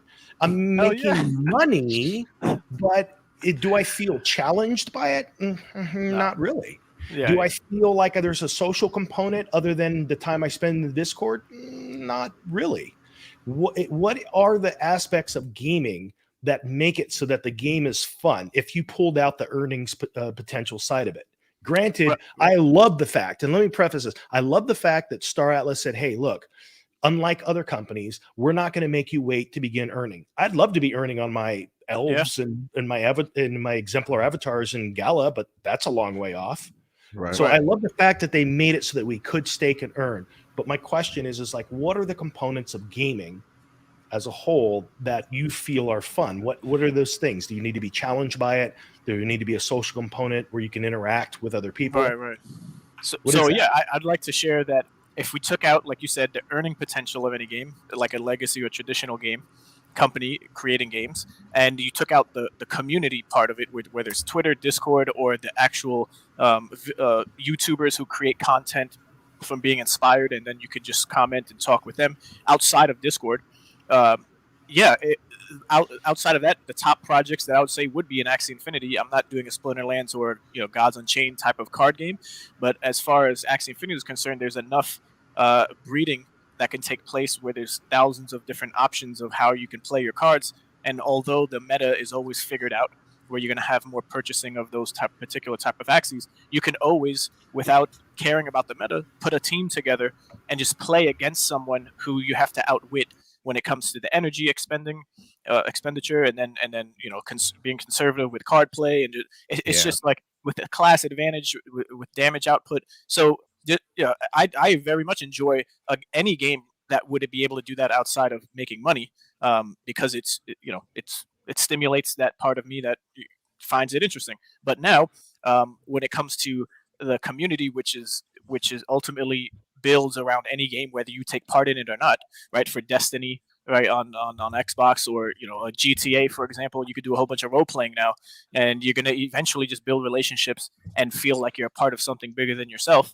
And that's where all games went anyways, when the days of System Link with Halo 2, right? You could play at home with friends, and then have a wire going out the apartment window down to the next floor, and then you come and gather afterwards and talk about how fun it was to play together, and that's before anyone could play online.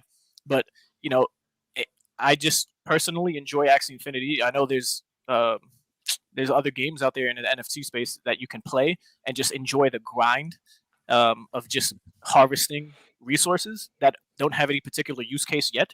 If you just like to grind, you can just do that, and you would enjoy your own solitude with your computer and grinding it out. So it varies depending on the person, but yeah. Personally, go ahead, Bonafide. Personally, for me, if you'd asked me years ago, I would have said gameplay, but then I didn't have time for games anymore, and I stopped playing for years.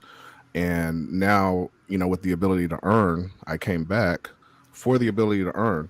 But what I noticed almost immediately, a part of, when I joined Rome, was that I missed the social aspect the most.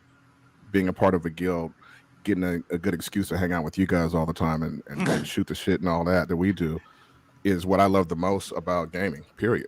And I didn't realize that until I had this experience of coming back to a guild before we actually have a game to play together. Yeah. So for me, I think broadly, when you look at games, where I find my time in the game is usually through exploration. I love to see what's just over the horizon, what's just around the next corner in a cave. I also like the idea of the min-maxing and going for the trophies. I'm not the guy who's going to sit there and try to get every Xbox trophy for every game. But there is something about leveling up that gives me that dopamine hit. And as for the MMO aspect of it, I think I've said this before previously, but it wasn't until Mirandus and Star Atlas that I saw myself back in a guild. I mean, I was a guild leader in a couple different games and, in a rather large guild, and I had a great time, but it's a job. I mean, I think we all know that there's some extra work. And that's why some guilds wax and wane, is because the ability or willingness to work comes and goes with interest. So I think for me, it's exploration, min-maxing, and social. For sure, yeah. So to close us out on Star Atlas, I got the video loaded up we was talking about earlier, the Star Atlas pre-alpha gameplay, where somebody was actually driving the Visa Zopod. And we're going to talk about the other games after that. Feel free to stick around if you want to learn something. Before you do that, I did have one other comment on gameplay, and it was going back to Monty's original comment here about storyline, but more important to me, the choices that determine the path. I think that for me, I like and he also asked later, like, what are some of our favorite games? For me, I tend to gravitate towards strategy games, but when it comes to even MMOs or any game, I like the idea behind the consequence, the virtual consequence of choices. Yeah. And that is one that brings an element of realism to a game. And I think that is something that's really going to stand out within blockchain games because there's real money on the table. So one of the games I would think like that storyline and choices, Fable. I love Fable. Mm-hmm. I think that's why I'm drawn to MMOs so much, is because, or role-playing games, because the choices really do define the story. And why I don't get as drawn into games, and especially a lot of the new NFT or play-to-earn games, because they feel too basic. They feel like they're at best mobile games that I'd spend a few minutes on, where some of the MMOs or first-person games like the Fallout series, I can spend hours upon hours in. Yeah. Do you imagine what was that one where the auction house, the real auction house, I think it was Diablo 3, right? Where they had it up for a bit and then they had to shut it down because people were getting scammed and all that. You imagine like a Fallout version of that? Well, not that we went this way on purpose, but the Fallout just got approved for a series on Amazon. So there's going to be a Fallout series coming to TV. As long as it's not like a Netflix adaptation, I think we're good. All right, here the video is then.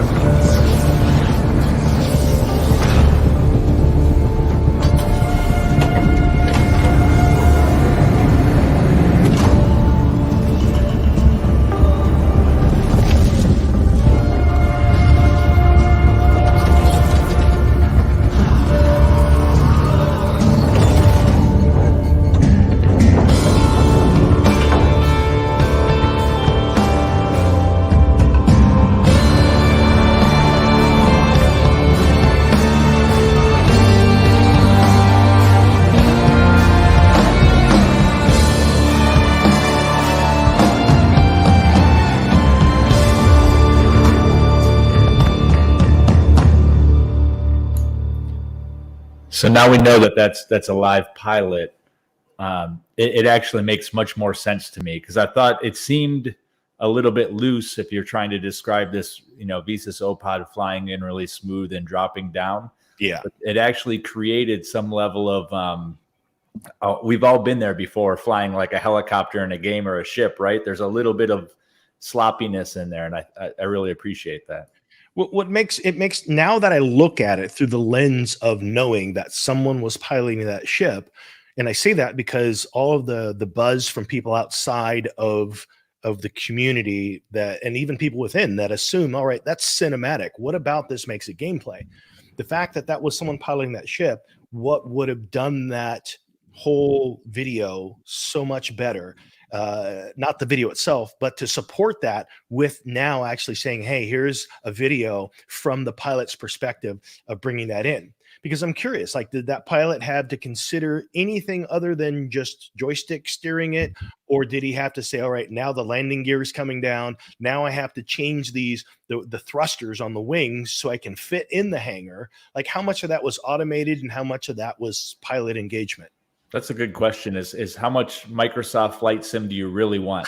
I mean, do you want to have control of every switch and every dial and every joystick maneuver, or do you want just some basics to fly in and make it feel like you're a pilot? Oh my God! Shout out to that game. That game was a pain. It was fun once you got good at it, but it was a pain. Yeah, I laugh because so first of all, I think it's pretty simple from what you're saying, Banjo. It might get a little bit more complicated, but maybe not. So we don't know that for sure. But as far as doing 50 million things for an incoming landing with a technically advanced spaceship, it would be pretty overwhelming. And then whatever damage it occurs, like we talked about earlier, you wouldn't want any of that happening. But I laughed when the video finished, and because now that we know officially that it was, whether you believed it or not, the ending when it lands, it was kind of a rough drop. So it wasn't like a smooth, it touched and then it kind of fell into its suspension. It was almost like they just cut the ignition and it just fell down, and then you see it just like bouncing. So that gave me the experience of it. Like, okay, that's what made it for me real. That someone was piloting it and didn't know how far down the ground was, maybe from the ship, and that's what I was thinking when I watched it. Well, Ray, I want to see you parallel park that tree arrow in a hangar.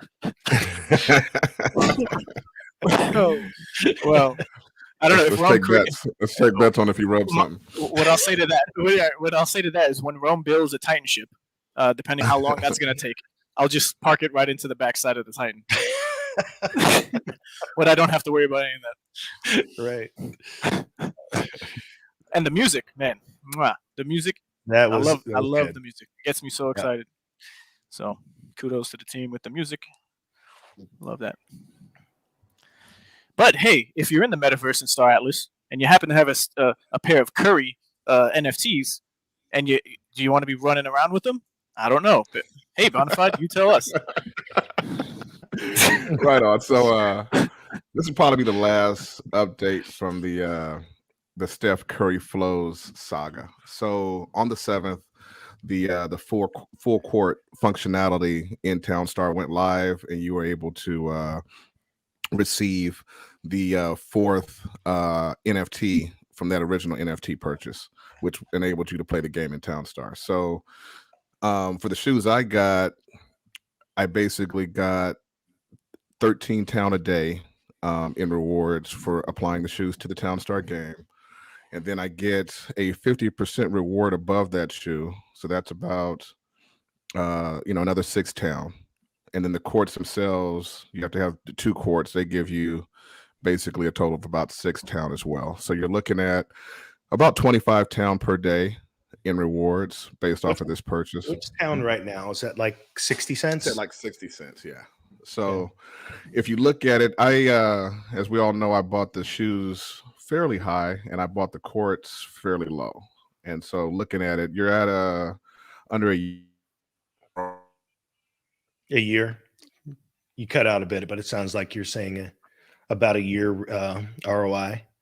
Which, I mean, if that's the case, I mean, as long as the value holds, my concern about town is that, it's incredibly deflationary because it's got a quadrillion in maximum supply. So it's going to be getting pumped out there. So hopefully if that reward structure stays the same, hopefully the price of town holds. Otherwise it could end up being 2 years or more. Yeah, we'll see how it goes. I mean, as we know, it's all about market forces at the end of the day. Bitcoin, as well as their own ecosystems, market forces. So we'll see how it goes. I did my estimate. My estimate's actually around 200 days, but it's like, I feel like town could go lower. If we go into a bear market with Bitcoin, town's definitely going lower. If we have a rebound, the town's probably going to shoot up past $1 again. So we'll see how it all plays out. And if you have something on this, Banjo, then I don't want to step on it, but I have a question after that can get an answer. But my question is when do we see, and do we ever see the GameFi projects and coins ever breaking away from the dominant market influence of Bitcoin? I was hoping we'd see it this time, and we didn't. I think we're still going to see it. I think some of the coins were already starting to see some resistance and aren't going lockstep with Bitcoin. So I think once we start getting to Call of Duty level gameplay or Fortnite level game where that many people around the world are playing these games, then I think you'll start to see the native coin kind of break away from Bitcoin. I think the biggest part of it, Jesse, is that we're not really dealing with their own economies yet. Right. For any of these games, besides Axie Infinity, they don't really have their own economy yet. And Axie Infinity, which we'll get to later, their economy is tanking for different reasons. I don't know that Bitcoin pulled the price of SOP down any further. Right. I think it was down on its own, and it had nothing to do with Bitcoin. So you might actually see your first divergence in that community if you see Axie kind of fix those things while Bitcoin's still going down. So we'll see how that goes. But just to finish out with the Curry shoes, the biggest aspect of the purchase is what I'm seeing here. So this is a guy on Twitter, and he's asking to trade a different set of sandbox shoes, not the Curry Flows, but a different set of sandbox shoes for a hat that you could also use in sandbox. So this is the kind of thing you've seen typically in games in the past, and you're going to start seeing this in the metaverse where you're going to have swag and you're going to have collector's items that people are going to be willing to trade for. So he's willing to trade a hat that recently sold for 5.5 ETH for some Townstar shoes, or some sandbox shoes that you could get for around $300 a piece. So he's asking for you to put in $600 to make whatever the price of 5.5 ETH would be, which is quite a bit more. The Curry shoes look different in the 3 different marketplaces, or the 3 different places they have them. Galas looked fairly sharp, I guess. Who had the best one? Sandbox is very pixelated. So this is a picture of the shoes, how they look in Townstar. Okay. I like the this version to me looks pretty cool, and then the Decentraland version also looks pretty nice. The sandbox version looks very sandboxy, just kind of like these, but a little bit different. And it doesn't feel like there's enough artistic expression in the limited amount of pixels you see here.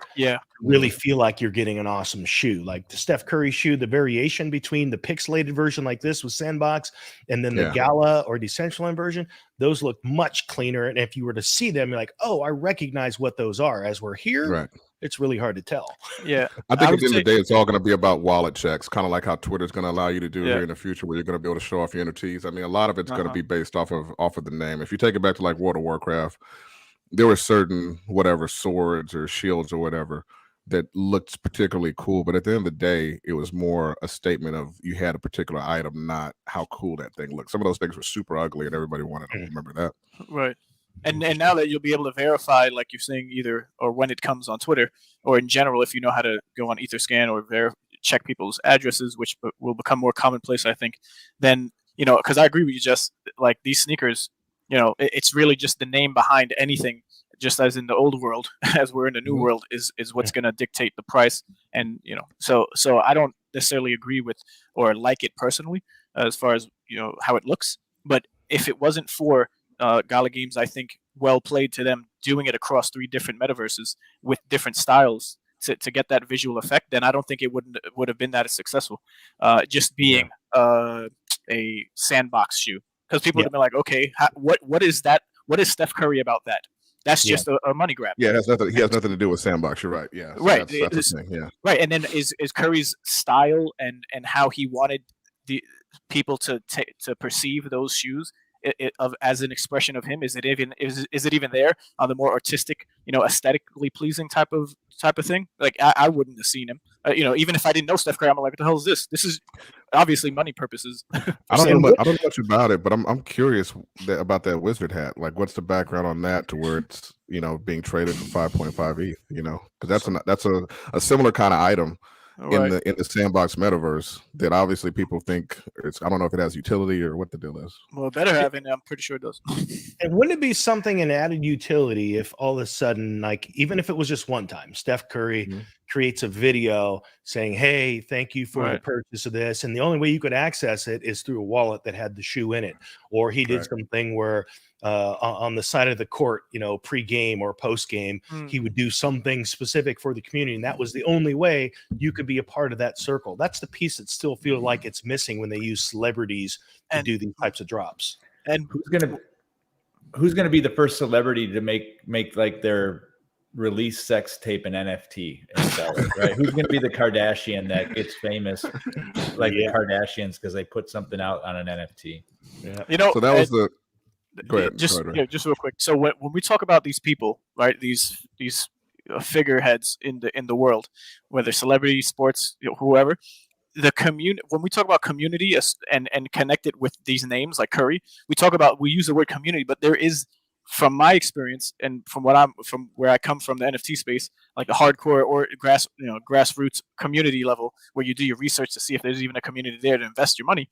I don't feel like the community, other than just wanting to buy it because of the recognition of the name, I don't feel like there's a genuine community. Maybe with Snoop Dogg from his just whole, the rap scene, right? So you got the sports scene, you got all these different scenes, and I can't speak in absolute on all of them as far as the community, but if eventually you're going to have the people who just want it for the name and might not necessarily care about basketball. Right. And then how does that community develop in a way? There's going to be two different aspects of the community. You could probably argue that that's what's happening now. Right. An example of that is crypto.com. They launched a whole bunch of Snoop stuff. And it's crypto.com is not like this tight knit community. It's, it's an exchange, but yet they sold a ton of his stuff. So, that's kind of a little bit different than the environment he's probably going to try and create within the sandbox. Right. So the last bit of pricing on the shoes is that, so you bought the original NFT and you got the 3 other versions. And so the Gala Games one is selling, for this particular one, which is a tier 2, is selling currently for about $2,000. And then the original is still selling for about $1,000. And then the sandbox version, going back to what you were saying, Jesse, is only selling for about $6. So all in all, you're looking at about a $3,100 if you want to just try to sell off everything right now instead of getting the ROI.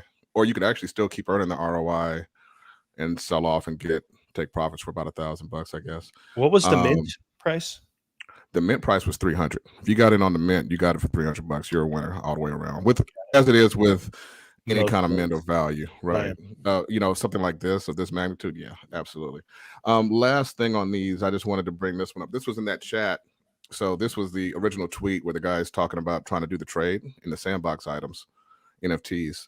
And further down in the chat, you had this guy who tried to chime in and say, can I send the real life version of the shoe? And the guy's like, nah, I don't pay more than $75 for real life shoes. And the guy replied, so I thought that was pretty interesting. I mean, I felt this tweet very much because I said this when I originally bought them. I never paid more than $200 for a pair of shoes, and I don't, unless they're like some nice dress shoes. I'm not going that high. I would go higher than 200 for some nice dress shoes, but I'm not going to do it for sneakers. And so the idea that already this, in a way, the sneaker hits are kind of moving in. The people that are into this kind of fashion and stuff, fashion's moving into the metaverse, and you're starting to see it here. We all did that with the jackets, even in Star Atlas. I mean, what were those, like $500 jackets? It was for something, yeah. Never did that before in real life. But we're not in real life. We're in the metaverse. All right, guys, we'll get it straight. Yeah, values are way different in the metaverse, man. You can't afford to be in every metaverse. But you can work real hard in one metaverse Yeah. and get to another. Right. There you go. That's funny. So that's to move on to that. I don't think I'll have any more updates on that. I'll be quietly earning in the background on the flows, and we'll see how it goes. Maybe if there's some big news where they sell for high, in the future, I'll bring it back up. But otherwise, than that, Awesome. Let's roll with it, Ray. All right. So talking about Axie Infinity, they trailblazed the NFT gaming space. You could give credit to what is it called? Freaking the cats that you bred. I can't even. I'm drawing a blank.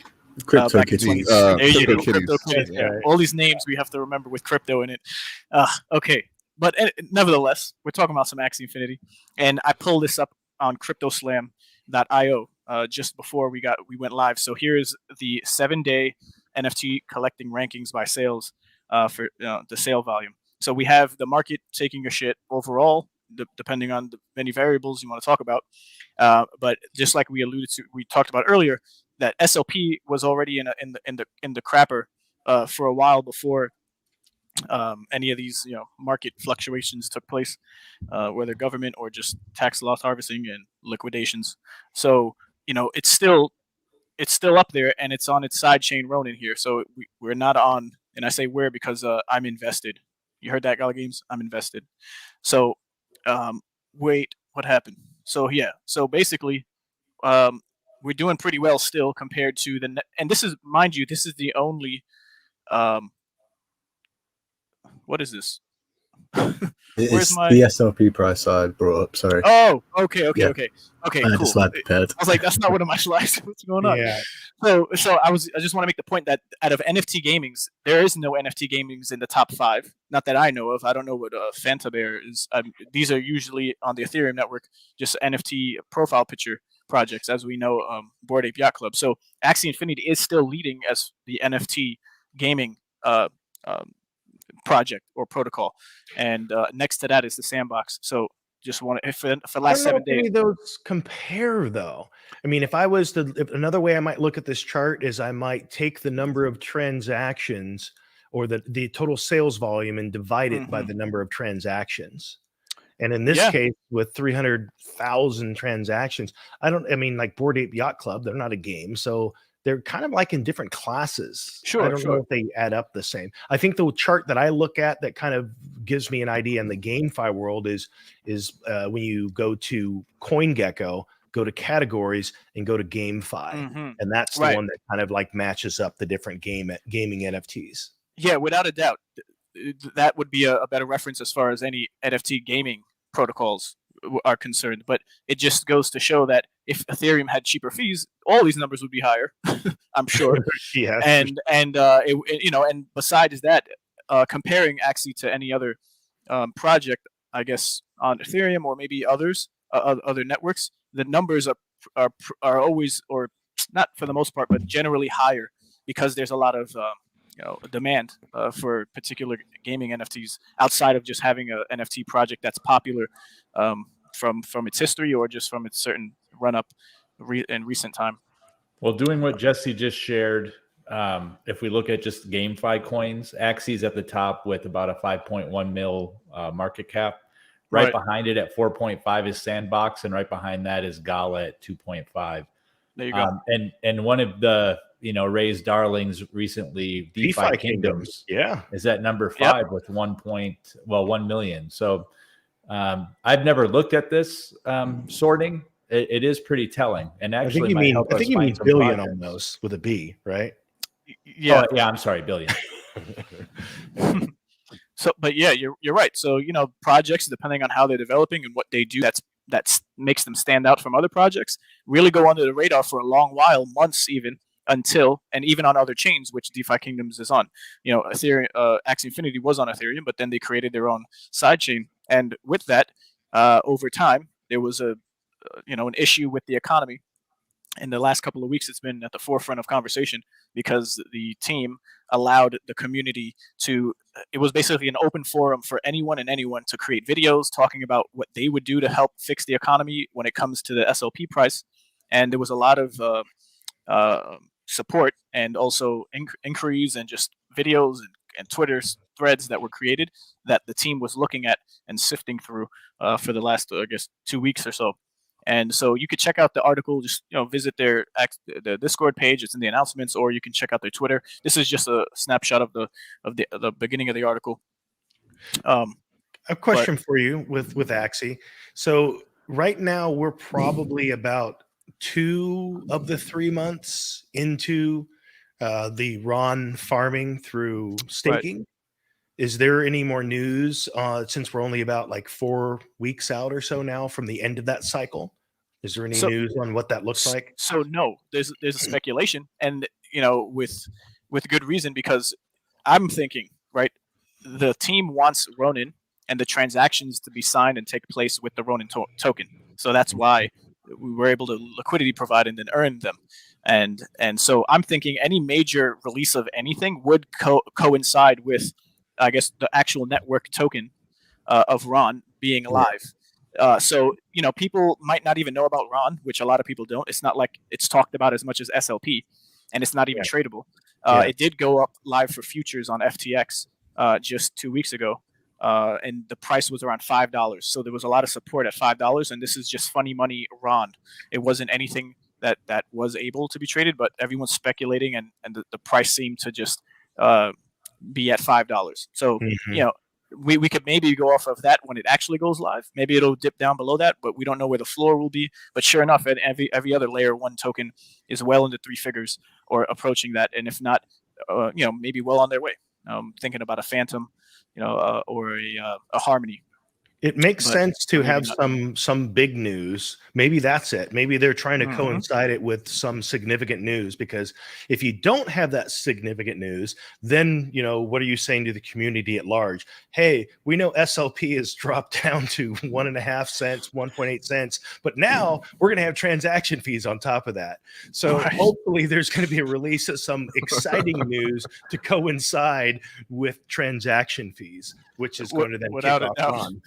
Right, without a doubt, and that's the thing. Like, the team is methodical, and if you've been around, and that's the thing, time really tells and differentiates and it puts apart the different types of projects and depending on the milestones that they had along the way. And I don't have a doubt that they already had a solution, as Delphi Digitals, who helped advise and create the tokenomics of the project, as they did with Astroport and any other project that they're incubating on Terra Luna. Like, they're successful because of the people and the brains behind it. So in collaboration with Sky Mavis, who created Axie Infinity, and the brains behind the project, I just see how this was already thought about when they first released SLP. And because of the whole population of the Philippines joining in, as well as Venezuela, and just for the whole run up of the and popularity of the game, I would, if I was the team, I would let it run out. I would let it run its course until we are in a situation like this, along with the release of Ron. So I just see how the dominoes are all lined up intentionally. It's not just because they created a shitty tokenomics for SLP and now they're just like, oh, we need community help. They're just wanting to corral and just get the suspense going. And we're talking about right quick about the tokenomics of SLP. One thing that I thought was interesting, I was on Twitter over the past week. Shout out to Bryce Sent and shout out to Dave versus Axie. Both of them put out a lot of content on Twitter where they were talking about the history of SLP and talking about how it wasn't originally supposed to be, you're supposed to be making all this money off of SLP.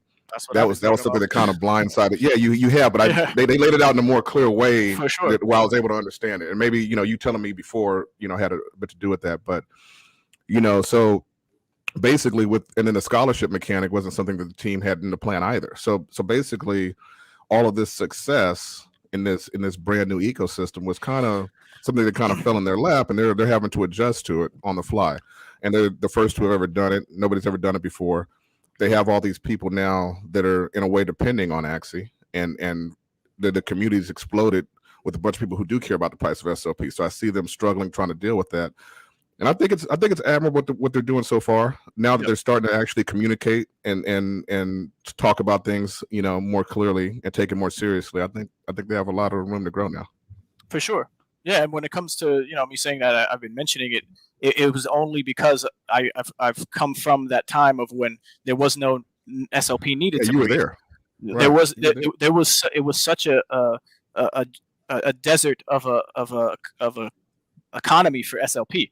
And then over the times, the community did in fact create scholarships. So the team didn't necessarily care to support it in the way that they're going to onboard it as something part of the actual roadmap that they had in mind. This really came left field based off the community. So yeah, of course, there's going to be those new bumps in the road where now they have to accommodate, get new devs on a different part of creating maybe something in house where you could rent the axes. But as everything takes time, the SOP price is at a perfect position for the team to now transition to release something like Sinks that we're going to be getting into. And the article, and it's bled long enough now to where I think they got a lot of the toxic energy out of their community as well, which is also very helpful to a project. Right. I don't know if I've ever asked you this before, Ray, but you obviously have been a part of that community for a very long time. And so it's always that instance of, where they say hindsight is 2020. Yeah. So for you, back before Axie really bared fruit, back in the beginning for you, what were some of the things, if you look back now, what were some of the things that attracted you to the project, and what gave you the hope, the idea, the vision that, hey, you know what, this is going to be something? At that time, what was it that you kind of felt steered you in that direction? So, we're talking about October of 2020, okay. And that's when there was only like 25,000 daily active users. Mm-hmm. So no scholarships weren't necessarily a thing. They were in existence, but only a handful of people were doing it because they either were in before me having just the largest sum of axes, and were already breeding before there was breeding fees, because you can just breed as many times depending on the 7 that's allowed for any particular axie. So what did it for me was, I could honestly say, the community. Like when I got in there, it's just another visual. There wasn't much to play, but again, just what we have now, the arena mode. And, with the nerfs and buffs that came along, it's basically the same thing. But what really caught my attention was just the dedication to everyone in the community at the time. And then also the team and how they had their information laid out for everyone with the tokenomics and the white paper. Like, it really sold me on that, and then my imagination did the rest, like we did with Gala Games. And you can't win them all, and every company has their own way of going about developing community and tokenomics. But by far in the space back then, there was really no competition. You had Chain Guardians, not Chain Guardians. I forget the other card game, Coddle God, or there's all these different names, but no, I remember Axie coming out way back when, and I don't think there was any competition back then, and I didn't get it then, so I didn't look into it at all. But they've been around for a while. Yeah. So that's pretty much what did it for me, and then ever since then, that's the major marker for me looking at new projects, because there's been hundreds of projects, whether they're NFT gamings or PFP projects, and they don't really compare. You could always speculate and make money in the short term with all these things, as we've had done since we got in. But when it comes to the longevity of a game being successful, I just have that confidence in the team, as they were vocal, and at the time not so much in the interim of the crazy hype with the Filipino and scholarship situation. But to my point that's coming up, the team did this before, where they'll lay low as they're working, and only you'll see G-Host start tweeting and doing more things on Twitter in anticipation of what's coming next. And they always put that sprinkle on where you have to speculate, and it builds that anticipation. So that's something that the team does, that they have been doing. And I think all projects are beginning to learn from each other in that regard, that how important communication and announcements, all of these things are to keep your community in check. You got to keep them informed. And I think that all projects right now are learning from the mistakes and the wins and challenges of other projects. Yeah. The days of a developer going in and showing this great video once a year until the game launches, I think is far over. Well, the difference is that back in the day, they had their private investors who they would have to give more information to, and now for the first time, those private investors, in a lot of time, in a larger amount, in some cases the entire amount, is the actual community that's going to play the game. And so Right. now they're having to give, more game updates to the gamers because we're the ones that are actually investing, which I think is actually good. It's just something they have to learn. Right.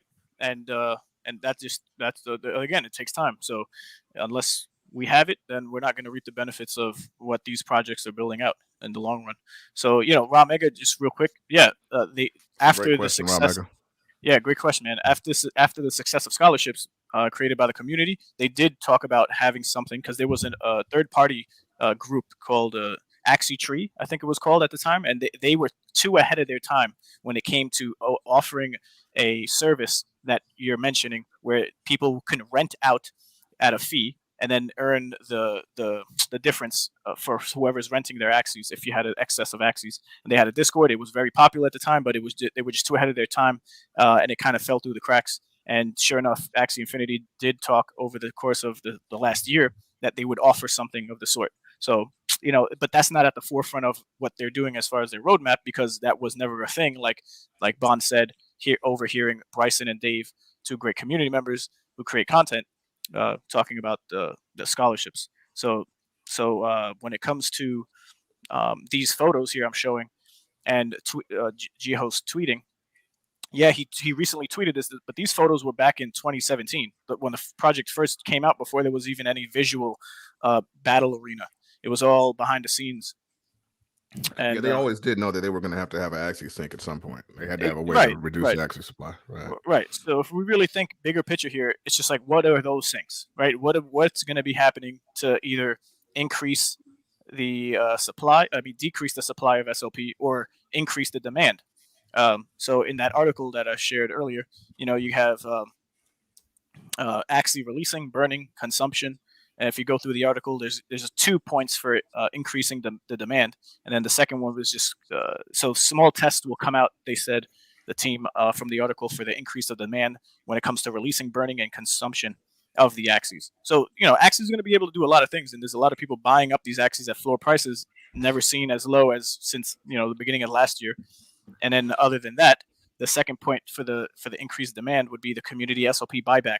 So shout out to Jake with on-chain gaming. He made a video and he compared this particular increased demand solution as the Federal Reserve does in the United States, where you have someone pulling the levers of buying back the debt or buying back SLP with treasury funds, so it could keep the price of SLP, or Fed in this case, the dollar, from just continuing to go down faster than it will if this continues to go on the way it is with SLP. Yeah, I'm not gonna lie. I'm one of the people that is starting to see the reason to buy back in. I bought 2 new teams yesterday for 2 of my scholar prospects that actually seem very excited to continue playing or start playing the game, even at this point with the current price of SLP. So I think they're so cheap right now. I mean, one of the ones I had to buy was for $50. I think the most expensive one I had to buy was for like 120 or something like that. So they're at a pretty low price right now.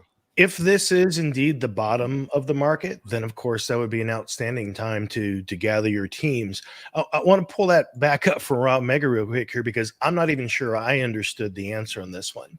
So do we think that the support for scholarship programs, and ultimately, the fact that people have based their whole life and welfare on SLP, is Axie moving away from this model? Or are they intently looking to support it in the future? I think more so support it. But with all these new syncs and tokens that might come out, like wood and stone, the attention is not just, or should be, on SLP. So there will be changes. It's inevitable. Some people will get hurt more than others as far as how much they're going to be able to earn. If depending on how Origin comes out with the onset of ears and eyes having card parts, you might have to get new Axies, or the ones that are competitive. Like, we just don't know enough as far as the new way the game is going to be played with the new cards, and then with the new resources that are going to come out with land, whether it's a demo, an alpha, whatever you want to call it. There's going to be something that we're going to be able to do outside of Arena. So that's just too much to even tell you anything in confidence right now. But it's going to be. It was something that the team did allude to of providing for Axie Infinity players. So how that looks, we don't know. There was never details or papers that were written on it. It was just mentioned that they would consider and and are gonna have something. So that's but when it comes to keeping people surviving off of SLP, um, depending on how these syncs and the burning and whatever else they're going to introduce in this new year, the price should either stabilize or go back up for SLP. So I think the livelihood of people will fare as time goes on, and or just be consistent the way it is. Just in real life, if you want more, you got to work more. It's not like we're just we're subsidizing everyone's cost of living here. But yeah, that's just my take on it, and from everything that I know. And I don't think About they're that. too far off the mark, right? I mean, yeah, what was the high? 20 cents or 30 cents or something like that. 30. But Yeah. but it's like realistically, they're at a penny now. I've been hearing people talk about 6 to 8 cents being a reasonable price, and if you do the math on it, if you're living in certain countries, it's not a bad stream of income at all at 6 Yeah. to 8 cents. So they don't have to move that far to get into a position where the economy is going to be a lot more healthy. Right. So and then again, just like Bryson and Dave said during that what you were overhearing, the project was never to help everyone in the world not go to work and just work in the metaverse, right? Maybe unbank the unbanked on some level, or get people to play the game, because they're building a game that's fun, that is built on the blockchain, that has NFTs and all that jazz. So it wasn't like they had it in their roadmap to create scholarships, like we know, to save people from poverty, right? But as time went on, it just indirectly happened to be the case that this is what happened. So in the Discord, G Host is saying we have some experimental syncs coming. He's more active as he was before other updates that were pretty monumental for Axie Infinity, and it's just there's a lot of support still, although there's people who aren't that happy about SLP price. But if what do you guys have to say about SLP? Anything? No, but I'm curious about how, like, when other companies have tried to do straight up knockoffs, including Binance with Star Sharks. Right. I'm just curious why things like that didn't take off when an exchange themselves said, "Hey, let's try and leverage what Axie's doing and just create our own." And I don't really picked up any leverage or steam. What do you think it is about? I mean, Axie now. Do you think that if, for example, Illuvium is one that's on the horizon, where they're not doing this exact model, they're trying to feel more into the world of Pokemon and try and do a bit of 3D, similar to the 3D video model that you showed, where Axie seems to be going with what they're going to be doing with land. But what will Axie maintain as a draw? We know it will hold on to much of its community, especially the diehard community that's been there a while. But what will be the draw for new people to come into the Axie world as other opportunities come available and other projects and other games for earning start to take hold? It'll be a combination, honestly, and depending on people's interests. But as far as the macro draw, that would be, I'm thinking there's already that macro draw, but the anticipation of what's coming and how much farther runway that that Sky Mavis has with Axie Infinity, and then also just in general with having that much money, they might onboard another game, right? That could be something different than what you can enjoy or not enjoy with Axie Infinity. A different genre, a different, a major announcements. We see Gala Games came out of nowhere at Galaverse and brought up every other person who's famous and made connections. Yeah, Walking Dead. It's just like whoever is first to market with the hype gets the attention. But as time goes on, if the confidence isn't there because the SLP price is not going up, if it's that one-dimensional way of thinking, then of course you're going to have a lot of people falling off the sides, and the major draw would be that Ron being active, right? The all the syncs and the land play that's going to come out, where you're going to be able to essentially have two separate games within Axie Infinity that I feel are going to be the case, with the overlap of the cards and the effects of those cards being played out in the land, but then in the arena, and yeah. But as far as like they have the money, they have the people who are driven to make the project better, more fun. If we gave them at least 10 years, which is the talk around town of how far they can push this out, 10 years is a long time. So within those 10 years, are they going to release land gameplay at the half mark? I don't think so. They are alluding to having land gameplay, and then within this year, again, no fixed dates on any one thing in particular. But because of the activity on part of the team, I just feel like there's going to be something coming very soon that people aren't keeping their eye on. Because again, a lot of people aren't on the ground level of the community and what's going on with the teams, and following up with a lot of things.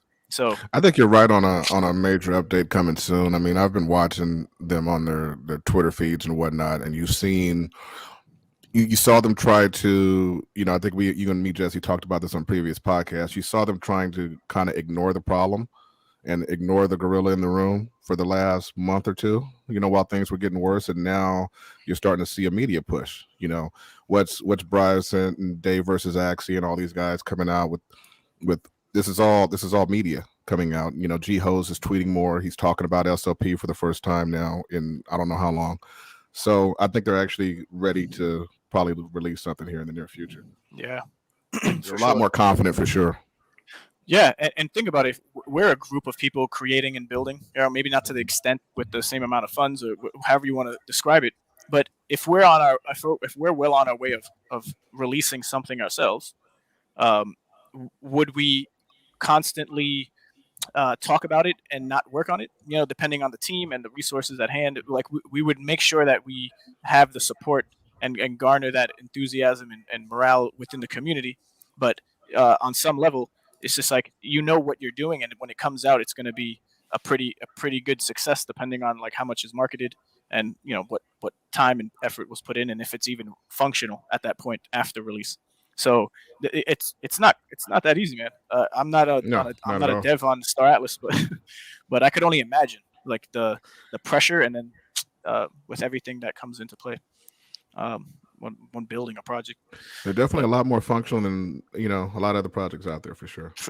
But just to start closing in on Axie, these are just just wanted to mention how there's only 500 Frosty body part Axies, and this was back in 2018 and 2019, that you had a 75% success rate. Both parents must have the part in the recipe in the dominant genes, and recessives do not matter for this event. So if you paired up a tiny dino tail with another from a different, you would get the animated light tail of the same card. So depending on how often you were breeding, it was a pretty cool idea that they had, which they didn't really follow through and keep up for other holidays, and they discontinued these types of breeding events. It might come back. I would say it could help in some way of to get people to breed and burn more SLP. But again, none of these are going to be a quick fix for the amount of minting of SLP and the amount of burning versus minting. What kind of variable does that throw in? Like, so say in 2019, 2020, if they had these holiday events, and in this case, they made a frozen bucket. So you're playing teams in Axie, and all of a sudden you come up with even teams, even Steven across the board, except for this one's got a frozen bucket. Like what is that? What role does that play in?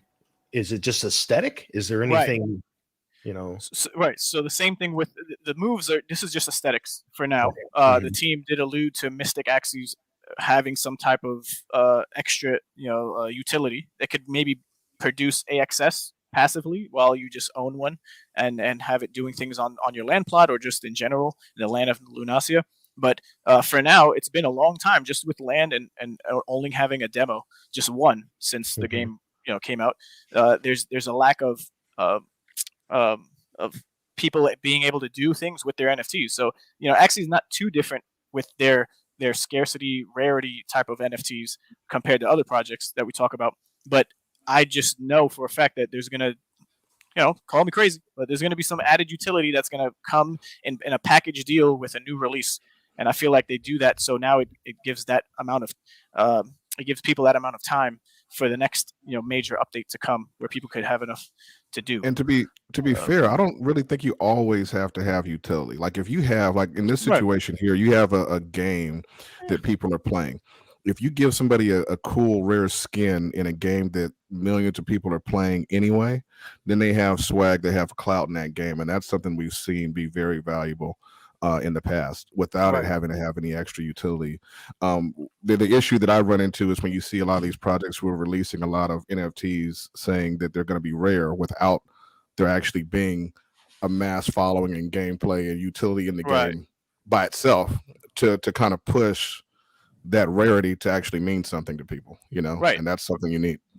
Yeah, and if these projects are talking about having this utility early on and then it never happens, it just doesn't work well for the project and their image at all. So it's something that's going to be a thing.